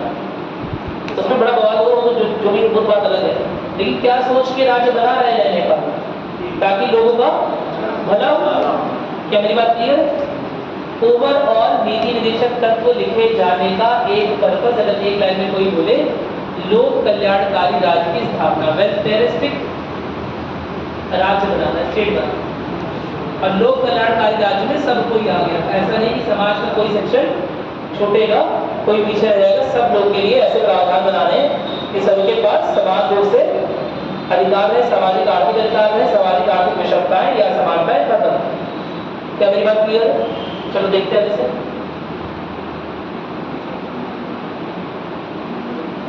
पढ़ने क्या बहुत ज्यादा ये हो गया था सहकारी समितियों का प्रोत्साहन। ठीक है, तो कौन सा हो रहा था? 43, 48 कृषि और पशुपालन में सुधार।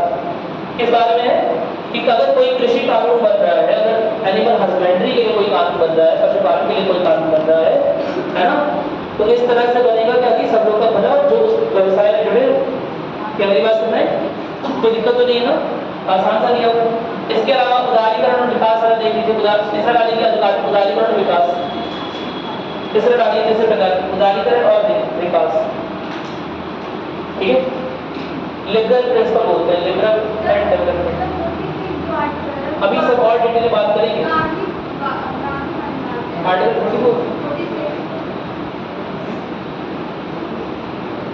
ये बड़ा डिबेटेबल है ना? गांधी जी भी वही बोल गए। क्या आइडिया इस तरह वो नहीं हो सकता है? एक तरह हो सकता है ना?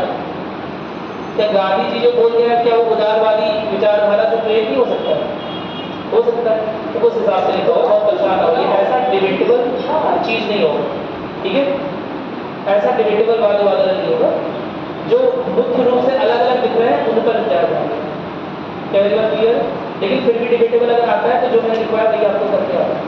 ठीक, चलिए लिखिएगा आर्टिकल 44 अनुच्छेद 44 क्या है? नागरिकों के लिए समान समाज सिविल संहिता क्या होता है? यूनिफॉर्म सिविल कोड, यानी कि के लिए बताओ इसमें राज्य सभी नागरिकों के लिए कानूनों का प्रयास करेगा, समान नागरिक संहिता लागू करने का प्रयास करेगा। क्या मतलब हुआ इसका कि जो सबके लिए सारे कानून नहीं, सबके लिए कुछ मूलभूत जो कानून है वो एक है। क्या मेरी बात क्लियर है? नागरिक संबंधी कानून, नागरिक संबंधी कानून सबके लिए एक ही रहेंगे।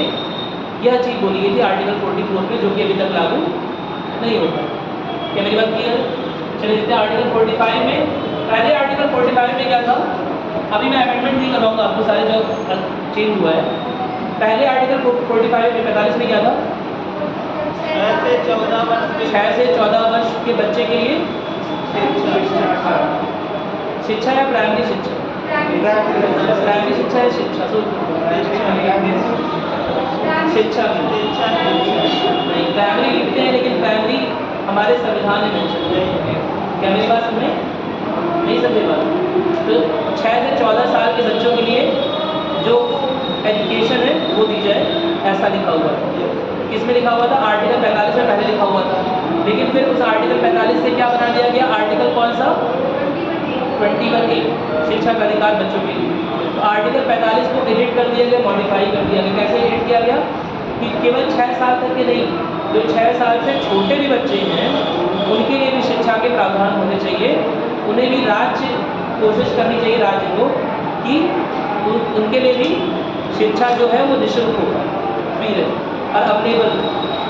क्या मेरी बात क्लियर है? कोई दिक्कत तो नहीं है?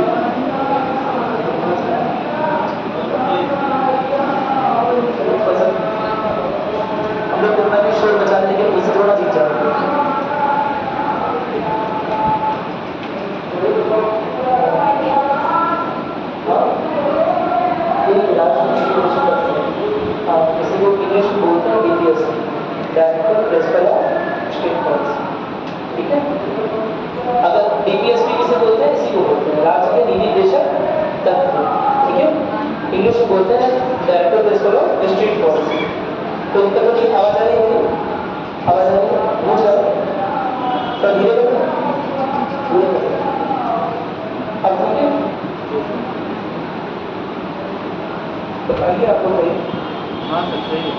अब ठीक है, ठीक है, चलिए। तो अभी इसके डिटेल में पढ़ेंगे, अभी डिटेल में कुछ और चीजें लिखेंगे, मैं लिख लीजिए, अभी समझ लीजिए, आपको कंसोलिडेट करके लिखना होगा, ठीक है? अभी मैं इसको बात कर लिखवा रहा हूँ प्रॉपर्ली। कितना लिख लिया आपने? 6 साल तक के बच्चों के लिए प्रारंभिक बालिका की देखभाल और शिक्षा। कोई दिक्कत नहीं है इसमें? हम समझ गए कि पहले इस आर्टिकल में कुछ अलग बात लिखी थी, 6 से 14 साल के बच्चों को लिखा था, और किस संविधान संशोधन के तहत से किया गया है? किस संविधान संशोधन के अंतर्गत आर्टिकल 21A को जोड़ा गया है? 86 में। तो उसी संविधान संशोधन के अंतर्गत इसे भी लिखा गया है। क्या मेरी बात क्लियर है? कोई दिक्कत तो नहीं है ना? चलिए, अनुच्छेद 46 देखिए क्या लिखा है? अनुसूचित जातियों, अनुसूचित जनजातियों और अन्य कमजोर वर्गों के लिए आर्थिक और शैक्षिक हितों का संवर्धन। ठीक है?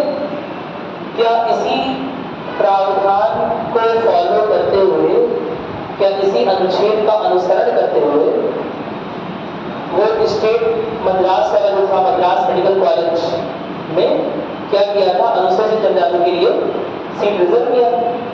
क्या मेरी बात समझ? इसी प्रावधान को अनुसरण कर रहा था। अरे बोलो, कोई दिक्कत तो नहीं है? चलो ठीक।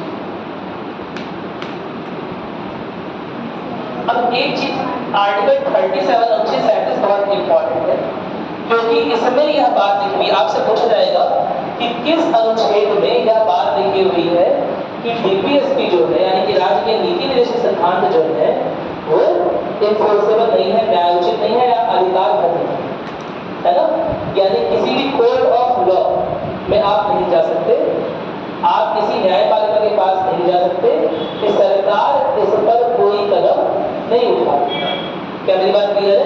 हमारे संविधान में लिखा हुआ है तो सरकार को कदम उठाना चाहिए, सही बात उठाना चाहिए। आप सरकार पर दबाव डाल सकते हैं, लेकिन लोकतांत्रिक तरीकों का, अन्य तरीकों का इस्तेमाल करके डाल सकते हैं, न्यायपालिका का सहयोग नहीं ले सकते। आप सरकार को कटघरे में नहीं खड़ा कर सकते कि अगर उसने राज्य के नीति निर्देशक सिद्धांत में कुछ लिखा गया है और उस पर वह अभी तक कोई कानून या कोई प्रावधान नहीं बना पाई है, उसका सच है। क्या मेरी बात समझ आ गई?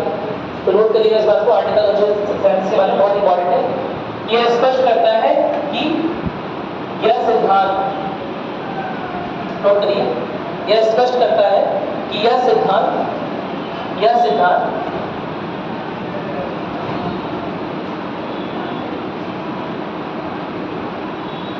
न्यायोचित यानी कि बोलते हैं इंग्लिश में जस्टिसिएबल, न्यायोचित या फिर बाध्यकारी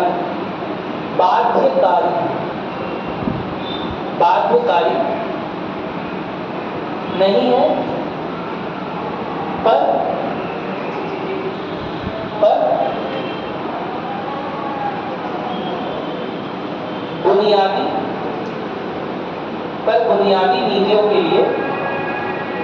पर बुनियादी नीतियों के लिए दिशा निर्देश देते हैं, पर बुनियादी नीतियों के लिए दिशा निर्देश देते हैं।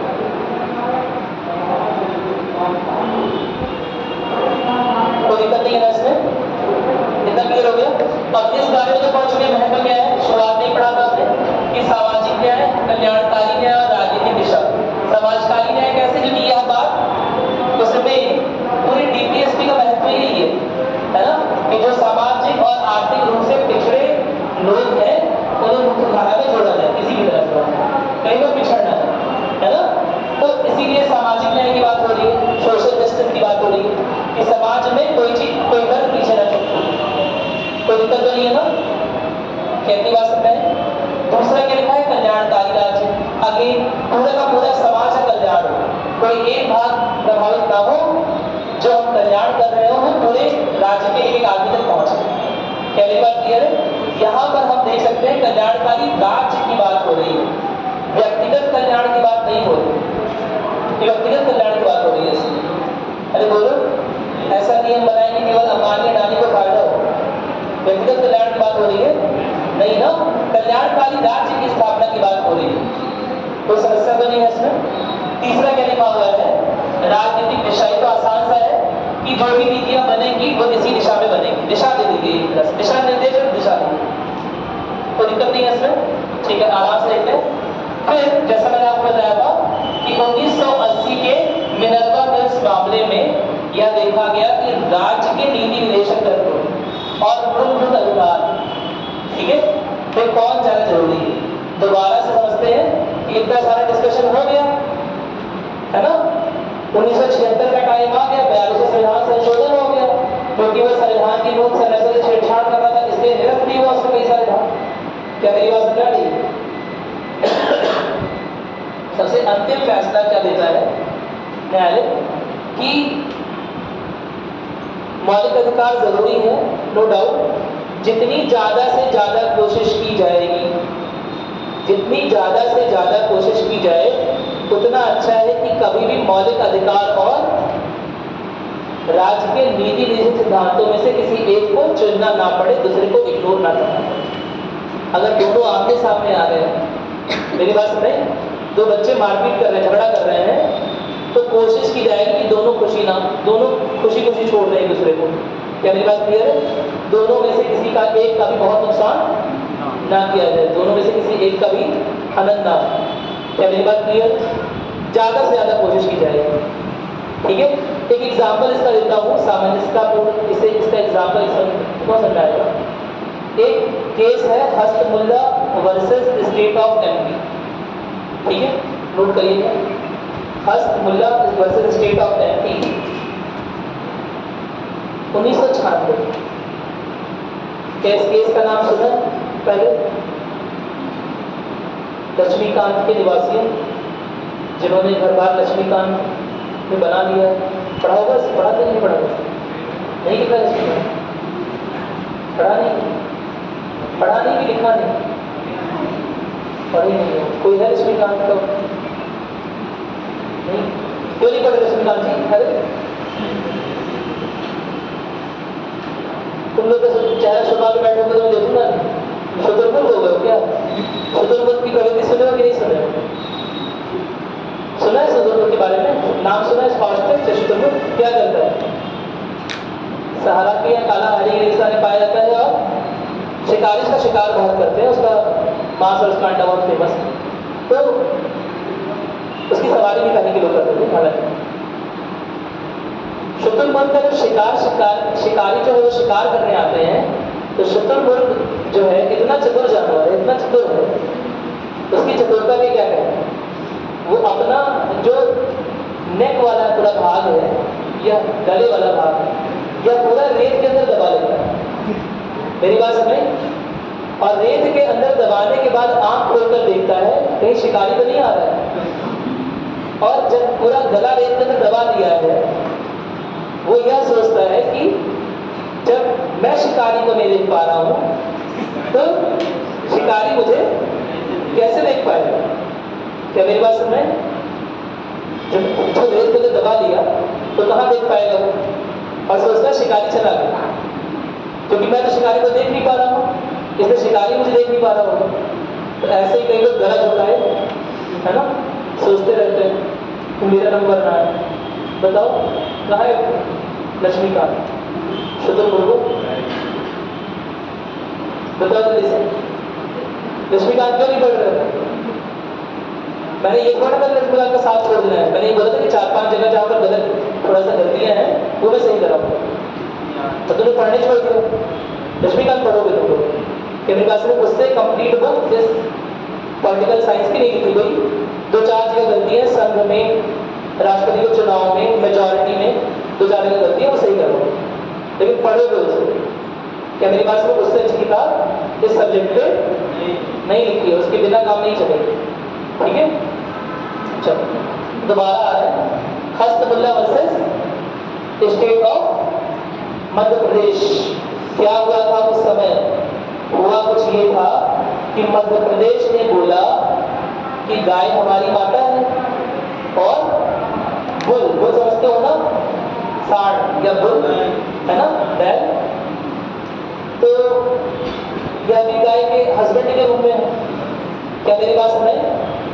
तो ऐसे में गाय को तो मारेंगे नहीं और उसके हस्बैंड को कैसे मार सकते हैं? क्या मेरी बात क्लियर है? माता को नहीं मारे, माता के हस्बैंड को मार दोगे? नहीं, ऑफकोर्स नहीं। ठीक है, तो मध्य प्रदेश सरकार ने क्या किया था कि जो उस समय तक जो बुल्स को मारा जा रहा था, है ना, मांस के लिए, उस पर बैन लगा दिया। क्या मेरी बात क्लियर? ये बोला गया कि गौ वंश का कोई भी नहीं खा लेना चाहिए, है ना। आपने सुना होगा बीफ का चर्चा सुना ही होगा, और सब चीजें होती रहती है समाज में, तो आप लोग सुनते ही होंगे। तो वहां की राज्य सरकार ने बैन लगाया इस तरह का। तो हस्तमुल्ला जो थे उनका इसी का कारखाना। क्या मेरी बात क्लियर? और वो बुल्स को खत्म करते थे, मारते थे। तो वो इस चीज के खिलाफ वहां आते हैं, सुप्रीम कोर्ट में आते हैं और क्या बोलते हैं कि यह मेरे जीवन जीने के अधिकार का क्षरण। राइट टू प्रोफेशन, व्यवसाय करने का अधिकार कौन दे रहा है? आर्टिकल 19, मेरी बात से अनुच्छेद 19, मूलभूत अधिकार यानी कि बहुत पवित्र, किसी भी तरह की छेड़छाड़ ना हो तो बेहतर है। क्या मेरी बात क्लियर? तो हस्तमुल्ला जी कहाँ जाते हैं? कहाँ जाते हैं? सुप्रीम कोर्ट जाते हैं और कहते हैं राज्य ने जो यह नियम बनाया है बनाया तो है कृषि और पशुपालन में सुधार के लिए, बनाया तो है कृषि और पशुपालन में सुधार के लिए आर्टिकल 48 के अनुसार, अनुच्छेद 48 के अनुसार। पर समस्या ये है कि यह मेरे आर्टिकल 19 का, अनुच्छेद 19 का वायलेट कर रहा है, उल्लंघन कर रहा है, जिसके तहत मुझे अपने व्यवसाय को करते रहने का अधिकार। क्या मेरी बात समझ में? अब बताओ सुप्रीम कोर्ट क्या कहेगा? 1996 का मामला है, अब दिमाग लगाओ थोड़ा सा, दिमाग लगाओ। 1996। हाँ बताओ सुप्रीम कोर्ट क्या कहेगा? अभी अभी मैंने क्या बताया था कि कौन ज्यादा जरूरी है कि दोनों जरूरी है? दोनों जरूरी है। किस हद तक जरूरी है? जब तक उनमें से कोई एक चुनना ना पड़ जाए। तो सुप्रीम कोर्ट इसी व्यवस्था को फॉलो करता है, कहता है कि ऐसा है, आप दोस्त को मार सकते हैं, लेकिन तभी मार सकते हैं जब वे प्रजनन करने योग्य ना हो, उनकी उम्र 16 साल से ऊपर हो गई। क्या मेरी बात समझ में आ गई? नहीं बात समझ में आ गई? तो एक तरह से उसका भी अधिकार रखा गया। क्या मेरी बात क्लियर है? कि उसका व्यवसाय ना जाए। और दूसरी ओर क्या रखा गया? जो राज्य के नीति निषेधक, तो राज्य को कहते हैं कानून बनाने के लिए। कोई दिक्कत तो नहीं है इसमें? अरे बोलो, समझ में आ गया? तो हर बार कोशिश यही की जाती है कि मौलिक अधिकार और राज्य के नीति निषेध सिद्धांत, अगर दोनों में से किसी एक को चुनना हो, ऐसी नौबत भी ना आए, है ना? कुछ चीजें बदल के दोनों को एडजस्ट कर दें एक दूसरे के साथ। लेकिन कभी अगर ऐसा हो जाए कि बदलाव करना मुश्किल है या नहीं हो पा रहा है, फॉर एग्जाम्पल अगर लाइफ से रिलेटेड कोई बात है तो मूल अधिकारों को ज़्यादा इंपॉर्टेंस महत्व दिया जाएगा। अगर सोसाइटी से रिलेटेड कोई बात है और बिना किसी इंसान का जीवन नहीं जा रहा उसमें, क्या मेरी बात क्लियर है? उसके अधिकार की बहुत बड़ी अवहेलना या उल्लंघन नहीं हो रहा है। क्या मेरी बात क्लियर है? तो ऐसे में सोसाइटी के अधिकारों को ज़्यादा वरीयता दी जाएगी, क्योंकि देखा जाए तो सोसाइटी यानी समाज भी किससे बना है? इन्हीं इंडिविजुअल से तो बना है, इन्हीं व्यक्तियों से तो बना है। और अगर समाज का भला हो रहा है तो क्या व्यक्तियों का भला नहीं हो रहा है? हो रहा है ना? अरे बोलो, समझ आ गया? चलो ठीक है, आगे लिखना दीजिए। ये इसमें याद रखना, supreme court 1980 Minerva mills case, जहां ये बोला गया है किसी भी तरह से सामंजस्य पूर्वक निर्माण करना है, यानी कि जो भी विधि या कानून बने, है ना, उसका निर्माण ऐसा हो कि दोनों में सामंजस्य बना रहे। क्या मेरी बात क्लियर है? अंडरलाइन कर लेना, या इसमें रिपोर्ट नहीं हुआ है तो याद रखना कि मेनली क्या फोकस है कि किसी भी तरह से मूलभूत अधिकार का भी ना हनन हो और राज्य के नीति निषेध तत्व भी चलते हैं। क्या मेरी बात क्लियर? दोनों में सामंजस्य जो है वो बना रहे। अरे बोलो, कोई दिक्कत तो नहीं है ना? ठीक। इसके अलावा हाँ, आप देखो, अब थोड़ा सा डिटेल में बढ़ते हैं धीरे धीरे। पहला वाला हमने देख लिया था, टोटल जिसे अनुच्छेद 38 में लिखा हुआ है। क्या लिखा हुआ है? राज्य को सामाजिक, आर्थिक और राजनीतिक न्याय को बढ़ावा देने के लिए निर्देशित करता है। कैसे निर्देशित कर रहा है? कि अगर किसी संस्थान के माध्यम से उसका कल्याण हो सकता है, तो अगर किसी संस्थान के माध्यम से, समझ लो ना, आर्थिक न्याय, सामाजिक न्याय, राजनीतिक न्याय अगर लोगों को मिल रहा है तो ज्यादा से ज्यादा मिले, कोई दिक्कत नहीं है इसमें। प्रावधान क्या होगा? कोई एग्जाम्पल दो कि कैसे होगा? सामाजिक, आर्थिक लिखा हुआ था, आर्थिक लिखाओ, दिमाग लगाओ। सभी संस्थानों के माध्यम से सभी क्षेत्रों के लोगों का कल्याण सुनिश्चित हो सके। आर्टिकल 38। बहुत सारी चीजें, फाइनेंस मिनिस्ट्री, स्पेशल स्टेट, आपने नाम सुना है? विशेष राज्य का दर्जा नहीं सुना है? सुना है ना? तो विशेष राज्य का दर्जा क्यों दिया जाता है? कि ताकि जो पिछड़े हुए राज्य हैं, जो पिछड़े हुए लोग हैं, वो ऊपर है। क्या मेरी बात क्लियर है? उन्हें आर्थिक मजबूती मिले। तो आर्टिकल 38 कोई दिक्कत तो नहीं है। जो सामाजिक रूप से पिछड़ रहे हैं, आर्थिक रूप से पिछड़ रहे हैं या किसी भी रूप में पिछड़ रहे हैं, उन्हें न्याय मिले। कोई दिक्कत तो नहीं है ना? चलिए अगला देखते हैं आर्टिकल 39, इसी में 39B और 39C लिखवा दिया है। 39B और 39C में से बात हुई है ना, उसी में मेन चीज क्या है कि राज्य को यह सुनिश्चित करना चाहिए कि पुरुष और महिला नागरिकों के पास समान रूप से जीवन के सभी साधनों तक पहुंच हो।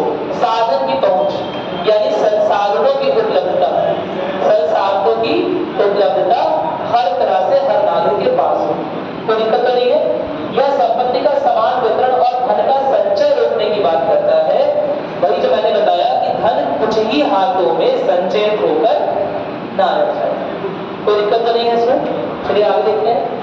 41, राज्य को काम का अधिकार, शिक्षा, सार्वजनिक सहायता करने का सहायता का प्रावधान, खासकर विकलांगता, वृद्धावस्था या बीमारी के मामलों में। बहुत सिंपल सी बात है कि राज्य को काम देने का, शिक्षा देने का और सार्वजनिक सहायता देने का अधिकार है। किन किन लोगों का अधिकार है? जो लोग अलग से विकलांग हैं उनके लिए अलग से क्या कर सकता है? रोजगार दे सकता है, उन्हें अलग से शिक्षा प्रोवाइड कर सकता है। आपने सुना होगा जो दृष्टिबाधित लोग होते हैं उनके लिए अलग से स्कूल चलता है, सुना है? तो वह स्कूल कौन चला रहा है? राज्य सरकार चला रही है। कोई दिक्कत तो नहीं है इसमें। वह क्यों चला रही है? क्योंकि जो भी विकलांग है उनके लिए अलग से, उन्हें भी मुख्य धारा जोड़ना है ना, तो उनके लिए अलग से इस तरह के स्कूल चलाए जाए। तो वही चीज के लिए काम करने का अधिकार, शिक्षा और सार्वजनिक सहायता का अधिकार। किस केस में? विकलांग, वृद्धावस्था।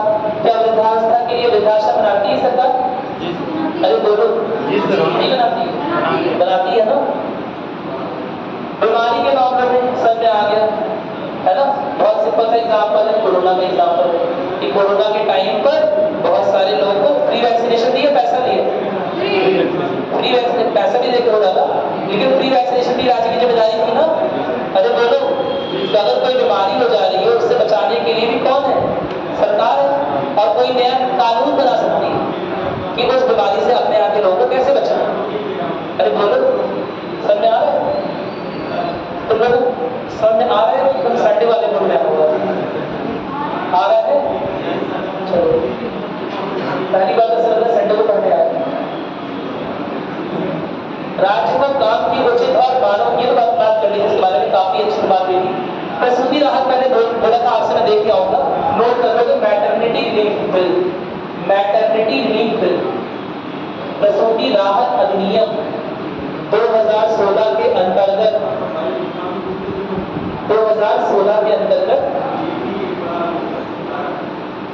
कितने हफ्तों का प्रावधान कर दिया गया है? छुट्टियों पर बोला कर देख के आओगे ना। मुझसे प्रश्न पूछने का अधिकार अब उन्हीं लोगों को रिजर्व कर दिया जाएगा जो मेरे प्रश्नों का उत्तर दें। सही बात नहीं है? बोलो, सब तक अधिकार नहीं होना चाहिए? होना चाहिए, प्रियंका जी। हाँ बताओ। हाँ, आयुष्मान कार्ड, हाँ वो भी सीमा आ जाएगा। आयुष्मान योजना कोई बीमारी वाले में नहीं आ जाएगा। राज्य क्या कर रहा है? आयुष्मान योजना बना रहा है, ठीक है। ये कल्याणकारी राज्य में भी आएगा, बीमारी वाले में भी आएगा। कल्याणकारी राज्य कैसे? एक चीज होती है सोशल सिक्योरिटी नेट। जो लोग समाज में अपनी सुरक्षा खुद ना कर पाए उनकी भी सुरक्षा की जिम्मेदारी किसकी? सरकार की। मेरी बात समझ? अरे वृद्धों को, विधवाओं को पेंशन क्यों देती है सरकार? वो तो कुछ कर नहीं सकते, अब ज्यादा कुछ कर नहीं पाते, है ना। तो फिर क्यों दे रही है सरकार? कल्याणकारी राज्य की स्थापना के लिए। कोई भी सेक्शन छूटे ना। क्या मेरी बात क्लियर? अरे बोलो, बेरोजगारों को बेरोजगारी भत्ता क्यों देती है सरकार? क्यों देती है बताओ? क्यों से ऐसी जिम्मेदारी मान दी है उसके ऊपर? यही तो जिम्मेदारी है ना, कि सबके पास रोजगार हो। अगर रोजगार नहीं है तो कुछ खाने पीने का निकलता है। क्या मेरी बात क्लियर है? हालांकि बेरोजगारी भत्ता काफी कम है ना अपने यहाँ, लेकिन फिर भी कुछ टॉफी, चॉकलेट, रिचार्ज का तो निकलता ही है पैसा, है ना। डेटा खाओ, डेटा पियो। क्या मेरी बात क्लियर? चलो, कितना बेरोजगारी भत्ता है भारत में? 800 या 1000 रुपए शायद नहीं मिलता। हाँ, 500 रुपए नहीं मिलता। नहीं मिलता, नहीं। अरे आप जाके एम्प्लॉयमेंट ऑफिस रजिस्ट्रेशन कराओगे तब मिलेगा, ठीक है। चलो, कितना क्लियर है? अनुच्छेद 43 क्या लिखा हुआ है? मानव उपयुक्त, अच्छा ये तो अनुच्छेद 42 हो गया। प्रसूति राहत में क्या बताया? 16 वीक से बढ़ाकर 24 वीक कर दिया गया, 24 वीक 36 वीक एक बार चेक कर लो। लेकिन जब 2020 तक तो 24 वीक था, अगर उसके बाद कोई चेंज हुआ तो मुझे नहीं पता, है ना? 24 वीक है मेरे ख्याल से, नोट करो। 16 वीक से 24 वीक, 16 हफ्ते से 24 वीक कर दिया प्रसूति राहत। मैटरनिटी लीव रिलीफ बिल किस अनुच्छेद के अंतर्गत राज्य लाए? अनुच्छेद 42, कोई दिक्कत तो नहीं है? चलो, अब इसमें प्रश्न बढ़ने लगे कि हमारे पास समानता नहीं है, क्या कर लेंगे? क्या आधार पर वर्गीकरण हो गया? क्या मेरी बात सुनाई? कर सकते हैं, कहने कि हमारे अधिकारों का हनन है, हमें प्रसूति राहत का क्या नहीं मिल रहा है? रिलीफ नहीं मिल रहा है। कह सकते हैं पुरुष? नहीं बोल सकते, क्योंकि राज्य के नीति निर्देशक तत्व तो ऐसे लिखेंगे। क्या मेरी बात सुनाई? पहली बात, दोनों के सामंजस्य बनाना है, ठीक है, कोई दिक्कत तो नहीं है। और बराबरी, किस चीज की बराबरी, ये सब चीजें डिबेटेबल हो जाती है, वाद विवाद में हिस्सा लाती है। बस पहला वो केस था 1951 वाला, जहां पर इन सब चीजों का विस्तारीकरण नहीं हुआ था, जिसकी वजह से सुप्रीम कोर्ट ने डिसीजन जो है वो दे दिया था। क्या दिया था? कि आर्टिकल 14, आर्टिकल 19 की इंपॉर्टेंस राज्य के नीति निर्देशक तत्वों से अलग है। आज के परिप्रेक्ष्य में बात केस करेगा तो मान नहीं मिलेगा। राज्य ने जो रिजर्वेशन की चीजें बनाई हैं, है ना,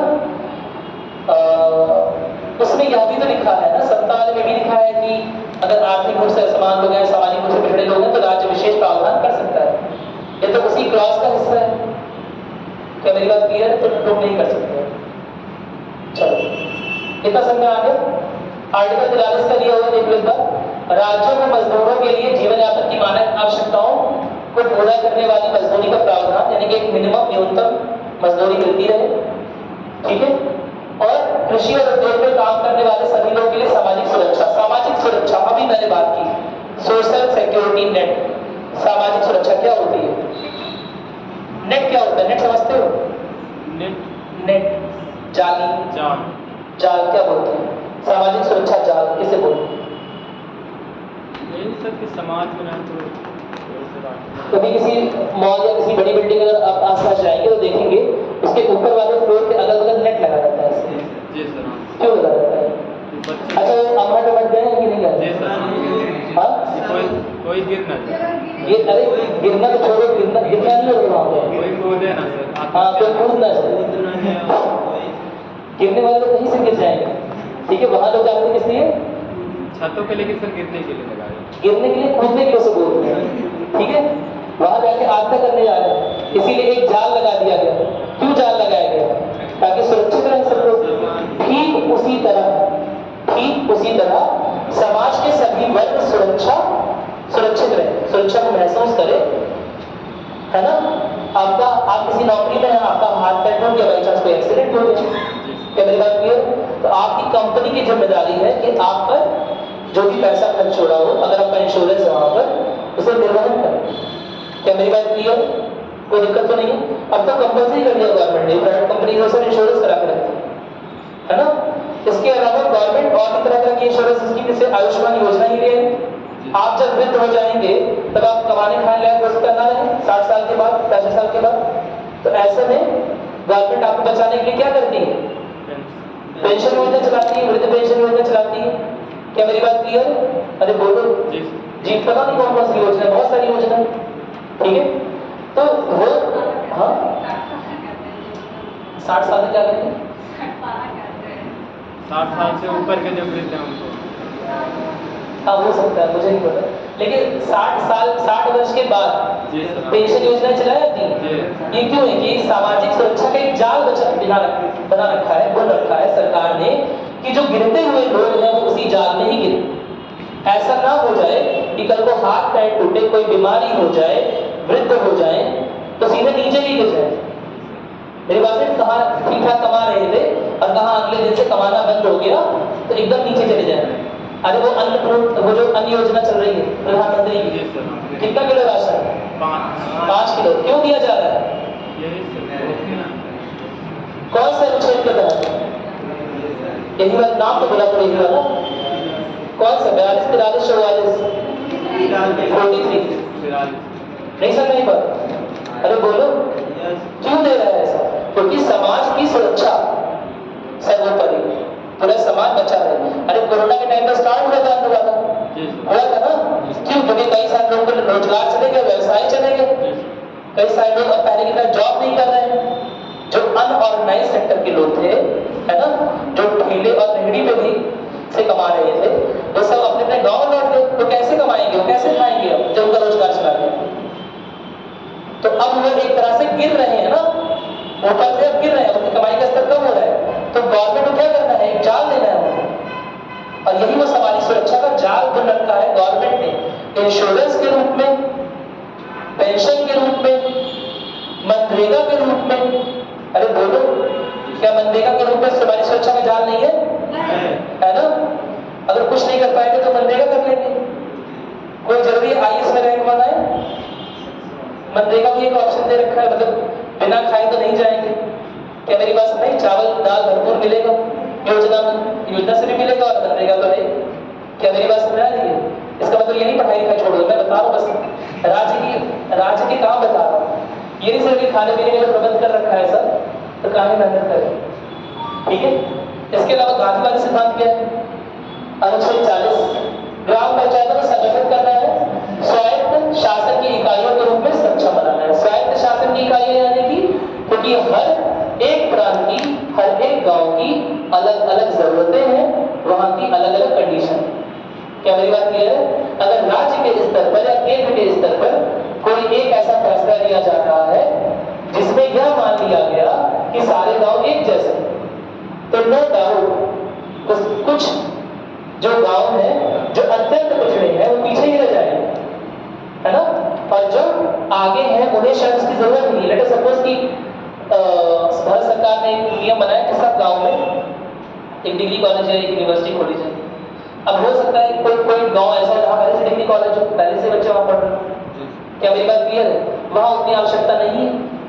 और दूसरा ऐसा गांव है जहां प्राइमरी एजुकेशन ही नहीं है। अरे बोलो, अरे प्राइमरी एजुकेशन तो छोड़ो, वहां पर बच्चे जी ही नहीं पा रहे। वहां पर बच्चे 5, 6 साल 10 साल होते होते किसी ना किसी बीमारी की चपेट में आ जा रहे हैं। अरे बोलो, तो ऐसे में क्या उस गांव में एक चीज सोच के बनाने की कि हर एक गांव में एक डिग्री कॉलेज खोलेगा, तो क्या उन दोनों गांवों को फायदा होगा किसी तरह का? जिसमें पहले से डिग्री कॉलेज है, कम से सस्ते दाम पर उपलब्ध, लोगों के लिए आसानी से अवेलेबल, वहां के लोगों को भी इतना फायदा नहीं मिलेगा। दूसरा, जहां पर बच्चे जी ही नहीं पा रहे हैं, तो पढ़ने जाएंगे, डिग्री लेना जरूरी है कि जान लगाना जरूरी है? जान लगाना जरूरी है। डिग्री कोई महत्व नहीं है ऐसे, लेकिन जब जान रहेगी तभी। हाँ तो खुद भी बोलो ना, बोला क्या आता है? पहले जान रहेगी तो डिग्री का कुछ करोगे, जान ही नहीं रहेगी तो डिग्री क्या करोगे? अरे बोलो, क्या मेरी बात सुन रहे हैं? तो बहुत सिंपल सी बात है कि इसी वजह से हर एक गांव, हर एक प्रांत को समझते हुए उनकी स्वायत्त इकाइयां बनाई जाए और राज्य यह कोशिश करे कि यह स्वायत्त इकाइयां जो ग्राम पंचायत है वो अपने स्तर पर ही अपना विकास करने में सक्षम, उसे सक्षमता प्रोवाइड की जाए, है ना? उसे अधिकार, उसे कर मिले, उसे कुछ अधिकार मिले, उसे कुछ फंड मिले, जिसकी वजह से वो अपने गांव के समस्याओं को समझते हुए वहां का विकास करे। अरे बोलो, क्या आपने तिलोनिया गांव सुना है? तिलोनिया, हाँ? कैसे सुनोगे? जब लिखो तो पहले तिलोनिया, प्राइम एग्जाम्पल इसका तिलोनिया। देख कर आओगे तिलोनिया गांव कौन सा है? बस्ती में? नहीं, यूपी में भी नहीं है, बस्ती तो छोड़ो, गुजरात में। ठीक है, तिलोनिया। चले आगे बढ़े, देख कर आओगे। अनुच्छेद 43 सहकारी समिति, कई बार बात कर चुका हूं। कोऑपरेटिव सोसाइटी क्यों जरूरी है? क्यों जरूरी है? क्योंकि भारत में कैपिटलिस्ट व्यवस्था, जो पूंजीवादी व्यवस्था होती है जैसे अमेरिका में, अगर वैसे डेवलप हो जाएगी तो आर्थिक असमानता बहुत ज्यादा हो जाएगी। क्या मेरी बात सुनाई? आर्थिक असमानता से बचने के लिए, उस आर्थिक असमानता से बचने के लिए क्या होगा कि सहकारी समिति क्या करती है, पता है कैसे काम करती है कोऑपरेटिव सोसाइटी? सहकारी समितियां, आपने कभी अमूल का नाम सुना है? जी सर, हाँ, छोटे छोटे अमूल, जी सर। अरे अमूल दूध पीता है इंडिया में, सुना है? जी सर। सुना है? ऐड भी करवाना पड़ता है ना, पैसा लेना पड़ेगा लोग से। बताओ अमूल क्या है? दूध की कंपनी है? नहीं सर, एक समिति है सर, उसमें छोटे छोटे किसान जुड़े हुए। शुरुआत उसकी हुई थी एक सहकारी समिति के रूप में, है ना। गुजरात में आणंद नाम की जगह पर, आनंद से बोलेंगे लेकिन आणंद उसका एक्चुअल नाम था, तो वहां पर स्टार्ट हुआ है एक सहकारी समिति के रूप में, क्योंकि पूंजीवादी व्यवस्था में तो एक साथ सारा इन्वेस्टमेंट कर दिया, लेकिन जो फार्मर्स हैं, जो कह सकते हैं उतने आर्थिक रूप से सक्षम लोग नहीं है, वह कैसे इतना बड़ा इन्वेस्टमेंट कर सकते हैं? तो वह क्या करेंगे, किसी के पास गाय होगी, 2-4 गाय, किसी के पास भैंस होगा, किसी के पास मशीनरी के लिए पैसा है, किसी के पास जमीन है, मेरी बात है किसी के पास मैनुअल लेबर है, तो वो सारे 4, 5, 6, 10 लोग इकट्ठा होकर एक कंपनी जैसा स्ट्रक्चर खड़ा कर रहे होते हैं और उसे चला रहे होते हैं, जिसके पास जो संसाधन उपलब्ध है, जिसके पास जो संसाधन उपलब्ध है उस संसाधन का उपयोग करके, है ना, एक कंपनी ऐसा स्ट्रक्चर चलाए, तो उसे बोलते हैं कोऑपरेटिव सोसाइटी। यहाँ मुख्य उद्देश्य कंपनी की तरह प्रॉफिट कमाना नहीं होता है, मुख्य उद्देश्य है सेवा पहुंचाना। क्या मेरी बात क्लियर है? और कुछ ऑफकोर्स अगर कमा रहे हैं तो अगर नहीं कमा रहे तो काम ही क्यों करेंगे? मेरी बात सुने, तो कुछ कमाई भी होती है, ऐसा नहीं है, कंपनी से काम करेंगे, लेकिन मुख्य उद्देश्य क्या होता है कि जो सर्विस वो डिलीवर कर रहे हैं वो ज्यादा से ज्यादा जगह पहुंचे। क्या मेरी बात क्लियर? उससे पहले जब आपने सुना हो कहानी लाल बहादुर शास्त्री 1965 में गए हुए थे, 1964 या 65 में गए हुए वहां पर आनंद नाम की जगह पर, तो उन्होंने यह अमूल का स्ट्रक्चर देखा और उसके बाद घोषणा की कि पूरे इंडिया में यही करवाएंगे, है ना। और तब से अमूल कंपनी को बहुत सपोर्ट किया गया है, ठीक है।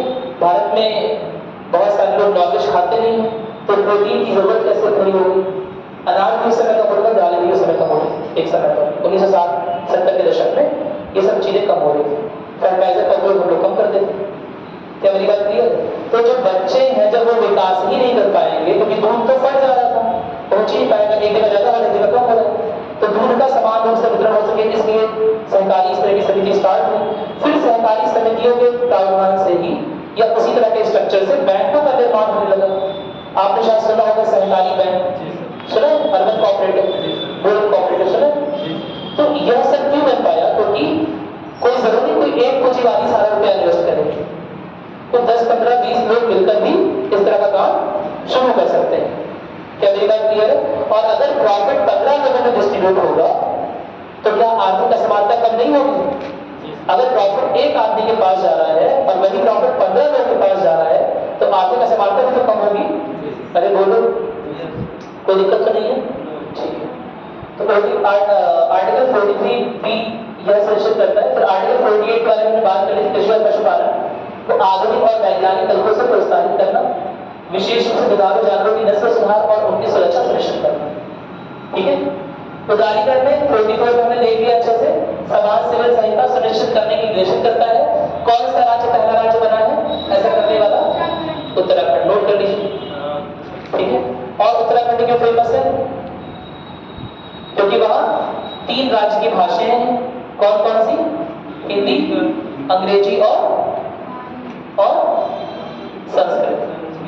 मेरी बात सुने, तो संस्कृत को राजकीय भाषा बनाने वाला इकलौता राज्य है उत्तराखंड। नोट कर लिया, आगे बढ़े, नोट करते रहो सब जगह, ठीक है। आगे बढ़ रहे हैं। अनुच्छेद 45 समझा चुका हूं, पहले ये 6 से 14 वर्ष के लिए था, है ना। 86 अमेंडमेंट एक्ट में 86वें संवैधानिक संशोधन में जो अनुच्छेद 45 था उसके उसी की तरह का आर्टिकल 21A यानी कि उसका मूलभूत अधिकार बना दिया गया। और क्या किया गया? इसमें चेंज कर दिया गया, इसमें राज्य को निर्देशित किया गया केवल 6 से 14 वर्ष के बच्चे नहीं, 6 के पहले वाले बच्चे भी, उनका भी सर्वांगीण विकास हो, इसके लिए शिक्षा बड़ी जरूरी है ना। इसलिए राज्य को दोबारा से निर्देशित किया गया कि 6 साल तक के बच्चों के लिए भी निःशुल्क शिक्षा का प्रावधान किया जाए। कोई दिक्कत तो नहीं है? चलिए ठीक है, आगे बढ़ रहे हैं। आर्टिकल 46 राज्य को अनुसूचित जातियों, अनुसूचित जनजातियों और कमजोर वर्गों के शैक्षिक और आर्थिक हितों को बढ़ावा देने के लिए निर्देशित करता है। इसके बारे में बात हो चुकी है, ताकि सामाजिक अन्याय से सुरक्षित रहे और सभी शोषण के रूपों से मुक्त रहे। इसके बारे में बात हो चुकी है। वही स्टेट ऑफ महाराष्ट्र इसका एग्जाम्पल हो गया, है ना। अब क्रियान्वयन कैसे होता है ये बात पढ़ लेंगे, मैं आपको भेज दिया हूँ, ठीक है। ये होता कैसे, विधायी और प्रशासनिक कार्य कैसे होते हैं, न्यायिक व्याख्या क्या है, एक बार देख लीजिएगा। आज के समय पे क्या महत्व है डीपीएसटी का बता चुका हूँ। आर्थिक असमानता को कम करने के लिए सरकारी नीतियां बन रही है। वो कहां से बन रही है, राज्य के नीति निषेध सिद्धांत से बन रही है। जो भी नीतियां बन रही है जिससे आर्थिक असमानता कम हो, टैक्स बढ़ नहीं रहा है। अरे सुने हो आप लोग, 20 लाख से ऊपर कमा रहे हैं कोई, तो उसके ऊपर कितना % टैक्स है ना। जैसे से कम कमा रहा होता है वैसे टैक्स का परसेंटेज कम है, टैक्स का स्लैब कम है। 5 लाख के अंदर वालों का बहुत कम टैक्स है, 5 से 6 लाख का कुछ प्रावधान बना रखा है। क्या मेरी बात सुने। अब इस बार बजट में घोषणा की होगी, मैंने भी देखा कितना है, 8 लाख या 5 लाख या 6 लाख, 8 लाख से शायद कम वालों का अलग स्लैब है, ठीक है। तो वह क्यों बना रखा है, ताकि ज्यादा से जिनके पास ज्यादा कमाई हो रही है उनसे ज्यादा प्रतिशत टैक्स दिया जाए। ज्यादा टैक्स तो नहीं, अगर उतना ही पैसा देना होता तो भी उन्हें ज्यादा देना पड़ता। दोबारा समझ लेते हैं, 10 लाख का 10% 1 लाख और 20 लाख का 10% 2 लाख। तो अगर 10% रखते तो भी ज्यादा देना पड़ता, लेकिन 20 लाख का कितना होता है, ज्यादा होता है, 15-20% उससे ले रहे होते हैं, उससे 4 लाख ले रहे हैं, इनसे 1 ही लाख ले रहे हैं। क्या मेरी बात क्लियर है। अरे बोलो, कोई दिक्कत तो नहीं है। ये जो मैं बोल रहा हूँ ये मैंने एग्जाम्पल के रूप में दिया है, ये डेटा सही नहीं हो सकता है, ठीक है, लेकिन एग्जाम्पल के रूप में दिया है। तो जो ज्यादा कमा रहा है उससे क्या टैक्स भरना है, और ज्यादा टैक्स भरेगा तो आर्थिक जो पैसा आएगा उससे आर्थिक असमानता दूर की जाएगी। कोई दिक्कत तो नहीं है, मेरी बात समझ आ रही है। चलो ठीक है, तुम लोग की सहन करने की क्षमता खत्म होती जा रही है, कोई बात नहीं, से खत्म कर लेंगे फिर छोड़ेंगे। सामाजिक कल्याण ये तो बता चुका हूँ तुम्हें, न्याय और समानता की बात हो चुकी है। निष्कर्ष तुम लोग पढ़ लो, जल्दी से एक अमेंडमेंट देख लेते हैं, जल्दी से जो अमेंडमेंट होगा फिर छोड़ देते हैं, 1 मिनट में छोड़ देते हैं।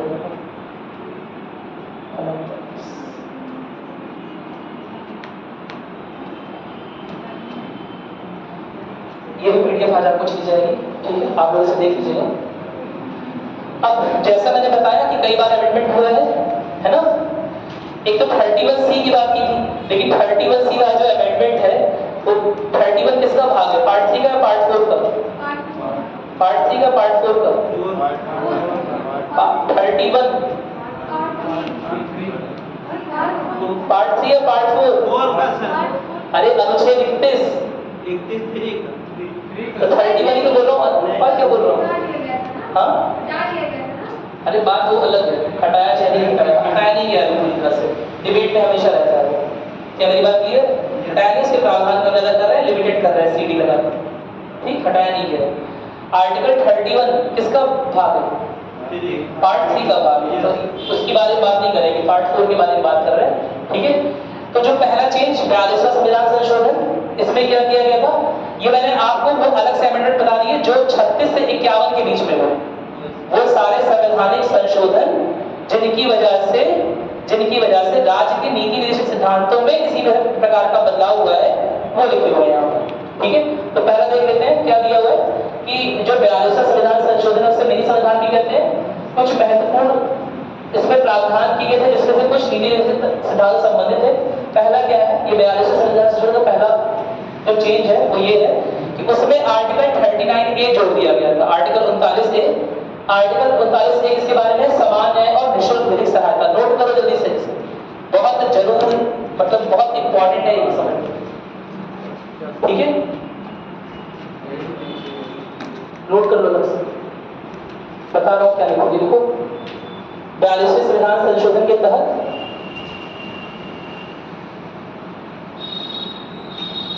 कुछ अनुच्छेद जोड़े गए, कुछ नए अनुच्छेद राज्य के नीति निर्देशक सिद्धांतों में जोड़े गए, कुछ प्रमुख अनुच्छेद राज्य के नीति निदेशक सिद्धांतों में जोड़े गए।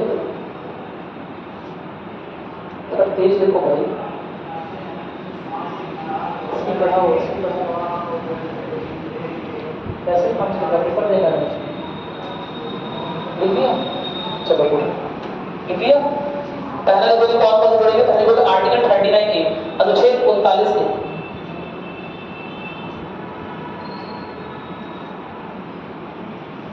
समझो कितनी इंपॉर्टेंट बातें हुई है। नागरिक को आर्थिक या अन्य विकलांगताओं के कारण न्याय से वंचित न रहना पड़े, इसके लिए समान न्याय और निःशुल्क न्यायिक सहायता। कोई इंसान इसके पास अपने वकील को रखने का पैसा नहीं, चला गया अंदर, मेरी बात सुनाई, लेकिन वकील को हायर नहीं कर सकता, केस लड़ नहीं सकता। तो अब राज्य की यह जिम्मेदारी है कि उसे वकील मुहैया करवाया जाए। क्या मेरी बात समझ आ गई? सर ये तो फंडामेंटल राइट नहीं है कहाँ है फंडामेंटल राइट? प्रोवाइड करना वकील के बारे में फंडामेंटल राइट में वकील के बारे में नहीं है। वकील के बारे में नहीं है, विधिक सहायता के बारे में। न्याय की बात है वो जजेस द्वारा, कि जो न्यायपालिका करेगी। क्या बोल समान न्याय की बात बोल रही, क्या बोल रही? वकील के बारे में नहीं, ठीक है। लीगल काउंसिल लीगल एड मिलेगा किस भी आदमी को मिलेगा जो आर्थिक रूप से सक्षम ना हो। केवल आर्थिक रूप से सक्षम कोई जरूरी नहीं है, कोई मानसिक विकलांग पड़ा हुआ है रास्ते में, मेरी बात से उससे किसी का कत्ल हो गया, लेट अस सपोज। क्या मेरी बात क्लियर है? ठीक है। और उससे घर वाला कोई नहीं है। अब राज्य की यह जिम्मेदारी बनती है क्योंकि वो राज्य का नागरिक है, राज्य का नागरिक है, इसलिए उसे क्या प्रोवाइड किया जाए?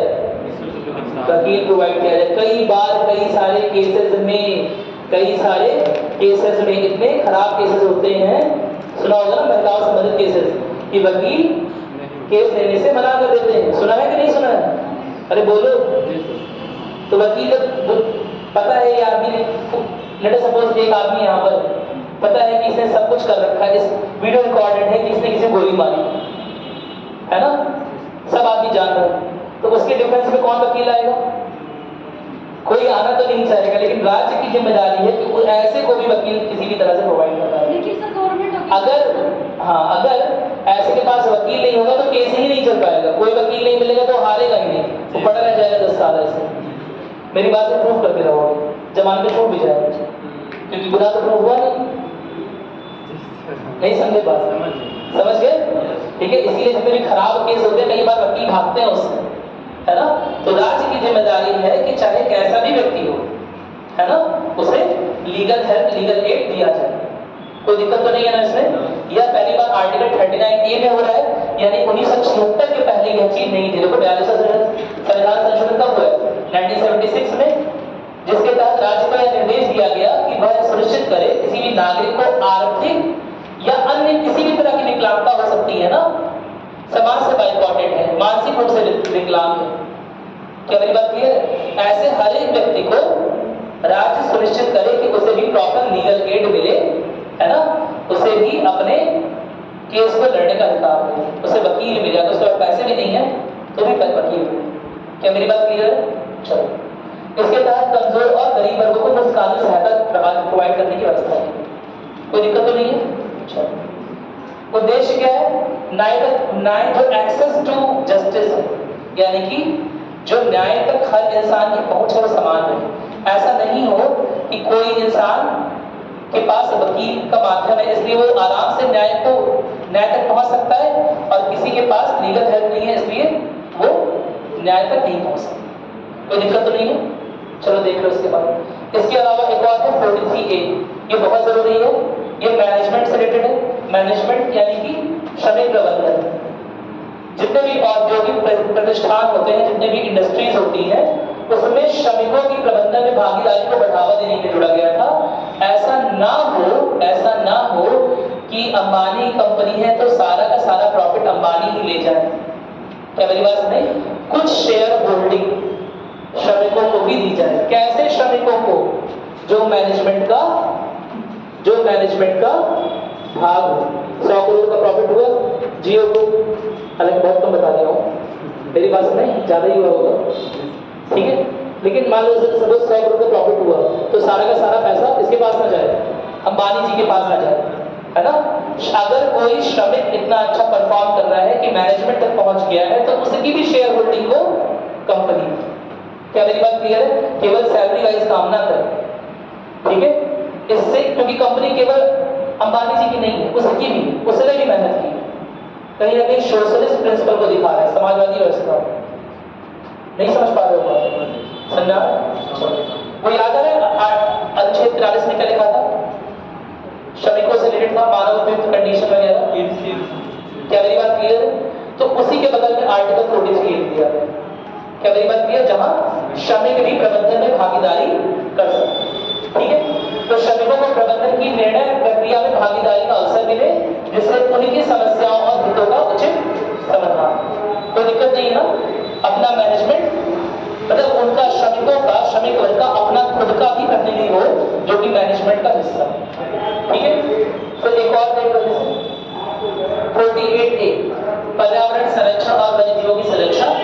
ठीक है, अब इसमें क्या है कि इसके अंतर्गत पर्यावरण के संरक्षण और वन्यजीवों की सुरक्षा के लिए राज्य सुनिश्चित करे कि देश में प्राकृतिक संसाधनों का सही उपयोग हो, देश का पर्यावरण अच्छा बना रहे। आपने वाइल्ड लाइफ प्रोटेक्शन एक्ट सुना है? वन्य जीव सुरक्षा कानून? अरे बोलो, नहीं सुना है? क्या पर्यावरण संरक्षण कानून सुना है? किस सन में है? सुना है लेकिन सन नहीं पता। सर 1970 बोल रही हो? 70 बोल रही हो? 72 में क्या आएगा? वन्य जीव सुरक्षा या एनवायरमेंट? वन्य जीव सुरक्षा। 1986 में क्या आया? एनवायरमेंट प्रोटेक्शन, यानी कि पर्यावरण से संबंधित जो। क्या मेरी बात क्लियर है? कोई दिक्कत तो नहीं है ना? तो यह सब कानून बना पा रही है गवर्नमेंट। क्यों बना पा रही है? क्योंकि उसे आदेश कर रहा है। कौन आदेश कर रहा है? राज्य के नीति निर्देशक सिद्धांत आदेश कर रहे हैं कि पर्यावरण की सुरक्षा के लिए भी बनाई है। क्या मेरी बात क्लियर है? कोई दिक्कत तो नहीं है ना? चलिए आगे देखते हैं। जितनी भी पॉलिसीज है कहीं ना कहीं यही से निकल के आ रही है। आपने वो सुना है no first use of nuclear weapons? हमने यह घोषणा की है कि हम पहले क्या नहीं करेंगे? परमाणु बम का उपयोग नहीं करेंगे। पहला नहीं करेंगे या पहले नहीं करेंगे? पहला नहीं करेंगे, दूसरा कैसे कर लेंगे? पहले नहीं। क्या मतलब हुआ इसका? कि मतलब सर हम किसी के ऊपर किसी ने परमाणु बम पर फेंका, नहीं सर, अपना साइड होकर बच गए, अब हम निकालेंगे अपना वाला। फर्स्ट यूज नहीं करेंगे। फर्स्ट यूज नहीं करेंगे। फर्स्ट यूज नहीं करेंगे। यह चीज कहां से आ रही है? यह प्रावधान क्यों बना? राज्य ने यह प्रावधान बनाया, नियम बनाया। यह प्रावधान क्यों बनाया राज्य ने? क्योंकि अनुच्छेद 51 क्या बोलता है? अंतर्राष्ट्रीय शांति और सहयोग। और अंतर्राष्ट्रीय शांति और सहयोग क्यों बना रहेगा? जब हम कोशिश करें कि कोई भी लड़ाई इस स्तर पे ना पहुंचे कि न्यूक्लियर वेपन का यूज करना है। क्या मेरी बात क्लियर है? अरे बोलो, पंचशील के सिद्धांत का नाम सुने हो? पंचशील सुना है? इंडिया चीन भाई सुना है? क्या बोलते हैं? इंडिया चीनी भाई भारतीय चीन भाई। बताओ ये सब चीजें क्यों चलाई गवर्नमेंट ने? कभी तुमने सुना रशिया का प्रोग्राम उस पे आता है ऑल इंडिया रेडियो पे, AIR रेडियो करके बहुत बोलता है ना? This programme is presented by Russia. नहीं सुना है? कोई बात नहीं। यह सब प्रोग्राम क्यों चलाती है गवर्नमेंट? ताकि अंतर्राष्ट्रीय सहयोग सुरक्षा की भावना बढ़ती रहे। क्या मेरी बात क्लियर? और उसका भी निर्देश कहां से आ रहा है? राज्य के नीति निर्देशक तत्व से आ रहा है, आर्टिकल 51 के तहत। क्या मेरी बात क्लियर? आर्टिकल 48 को दोबारा आ जाए जल्दी से। किस बारे में याद रहेगा? पर्यावरण संरक्षण और वन्यजीवों की सुरक्षा। ठीक है, फिर 42वें के बाद कौन सा आया? 44वां आया। कुछ प्रावधानों को पुनः परिभाषित करने के लिए किया गया था, है ना? क्योंकि बताया था इसमें 42वें वाले में 42वां सेना शुरू कब हुआ है? जब इमरजेंसी चल रही थी, है ना?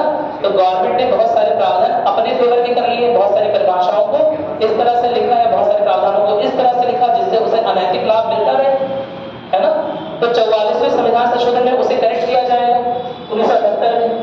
ठीक, और इसमें कुछ महत्वपूर्ण प्रावधान जोड़े जाएंगे। आर्टिकल 38 में 2 असमानताओं को कम करने के लिए विशेष प्रावधान, वही जो आपको बताया, आर्थिक असमानता और अन्य अवसरों में असमानता को कम करने के लिए कदम उठाए। इसके तहत सामाजिक, आर्थिक और राजनीतिक अवसरों के संदर्भ में, सामाजिक, आर्थिक और राजनीतिक अवसरों के संदर्भ में असमानता कम से कम। क्या मेरी बात क्लियर है? दो लोग पॉलिटिकली भी सेम हो, समान तरह के अधिकार हो, है ना? आर्थिक रूप से भी सेम रहे। आर्थिक रूप से दो लोग एकदम सेम हो नहीं सकते, तो ऐसे में सरकार को व्यवस्था ऐसी करनी है कि ज्यादा से ज्यादा आर्थिक समानता हो। क्या मेरी बात क्लियर है? चलो 86वां सवाल ये तो दबा दिया है ना, समझा दिया। 86 संविधान संशोधन आया था 2002 में। इसके तहत क्या किया गया है? नीति सिद्धांतों पर बदलाव किया गया है। पहला तो ये हो गया अनुच्छेद 45, 6 साल तक वाली बात हो गई, कोई दिक्कत नहीं है ना। अनुच्छेद 45 पहले क्या था? 6 से 14 वर्ष के बच्चों के लिए, है ना, जिसे क्या बना दिया गया? आर्टिकल 21 से बना दिया गया। कौन से संविधान संशोधन से? 86 में, इसी संविधान संशोधन से। और इसी संविधान संशोधन से और भी क्या किया गया कि आर्टिकल 45 को एडिट करके, चेंज करके, जो 6 से 14 तक की बात लिखी थी उसे क्या कर देंगे? 6 तक की बात कर देंगे। कोई दिक्कत तो नहीं है ना? सर 2010 में हुआ था। 2002 लिख लीजिए से कहीं, है ना, याद रखिएगा। आज सेंड करवाने का रखिए, लेकिन इसमें जो भी आपको लग रहा है यहाँ पर लिखा हुआ है। फिर उसके बाद बहुत इंपॉर्टेंट, स्टार मान कर लो, सुपर इंपॉर्टेंट है ना, एग्जाम के लिए अगले 10 साल में सबसे इंपॉर्टेंट क्वेश्चन ही बनेगा अगर संविधान संशोधन करेगा तो। 97वां संविधान संशोधन, इसके तहत क्या हुआ है? जैसा मैंने बताया था, कोऑपरेटिव सोसाइटी को प्रोत्साहित किया जा रहा है, सहकारी आंदोलन को प्रोत्साहित किया जा रहा है। इसमें क्या होगा? 43 लिखा जाए, 43 बी लिखा जाएगा, ठीक है। आर्टिकल 43 बी, आर्टिकल 43 बी कब लिखा गया है? 97वें संविधान संशोधन से 2011 में लिखा गया है, जिसमें यह बात मानी है कि सहकारी समितियों का ज्यादा से ज्यादा निर्माण किया जाए। और सहकारी समितियों का निर्माण करके क्या फायदा होगा? क्योंकि उसमें संसाधनों को लोग कलेक्ट करते हैं एक जगह और फिर उपयोग कर रहे होते हैं, फिर उसे प्राइवेट कंपनी की तरह चला रहे होते हैं, तो प्रॉफिट का डिस्ट्रीब्यूशन सबके बीच में होगा, जिसकी वजह से आर्थिक असमानता कम हो। और संसाधनों को एक जगह जोड़ दिया तो उससे और भी क्या फायदा होगा? किसी छोटी समिति को भी किसी बड़ी सहकारी समिति में परिवर्तित किया सकता है, एक कंपनी की तरह रन कर सकता है। क्या मेरी बात क्लियर है? जैसा बैंक के केस में आजकल सहकारी समितियां करते हैं, कोई दिक्कत नहीं है ना? चलो ठीक है। अब ये महत्व तो आपको समझा दिया है, क्लास होल्ड कर रहे हैं आप लोग की। अभी भी फंडामेंटल ड्यूटीज तो रहेगी मौलिक कर्तव्य करवाने के बाद, ठीक है। देखो पढ़ाने के लिए तो इस तरह है कि अगर अगले 365 दिन 24 घंटे बोलता रहूंगा तो भी कुछ ना कुछ तुम्हें नया मिलता रहेगा। क्या मेरी बात समझ? लेकिन इंपॉर्टेंट ये है कि खुद तुम भी कुछ पढ़ो कि नहीं पढ़ोगे, पढ़ाई में छोड़ दोगे, केवल सर पे निर्भर होकर नहीं आना। क्या मेरी बात समझ?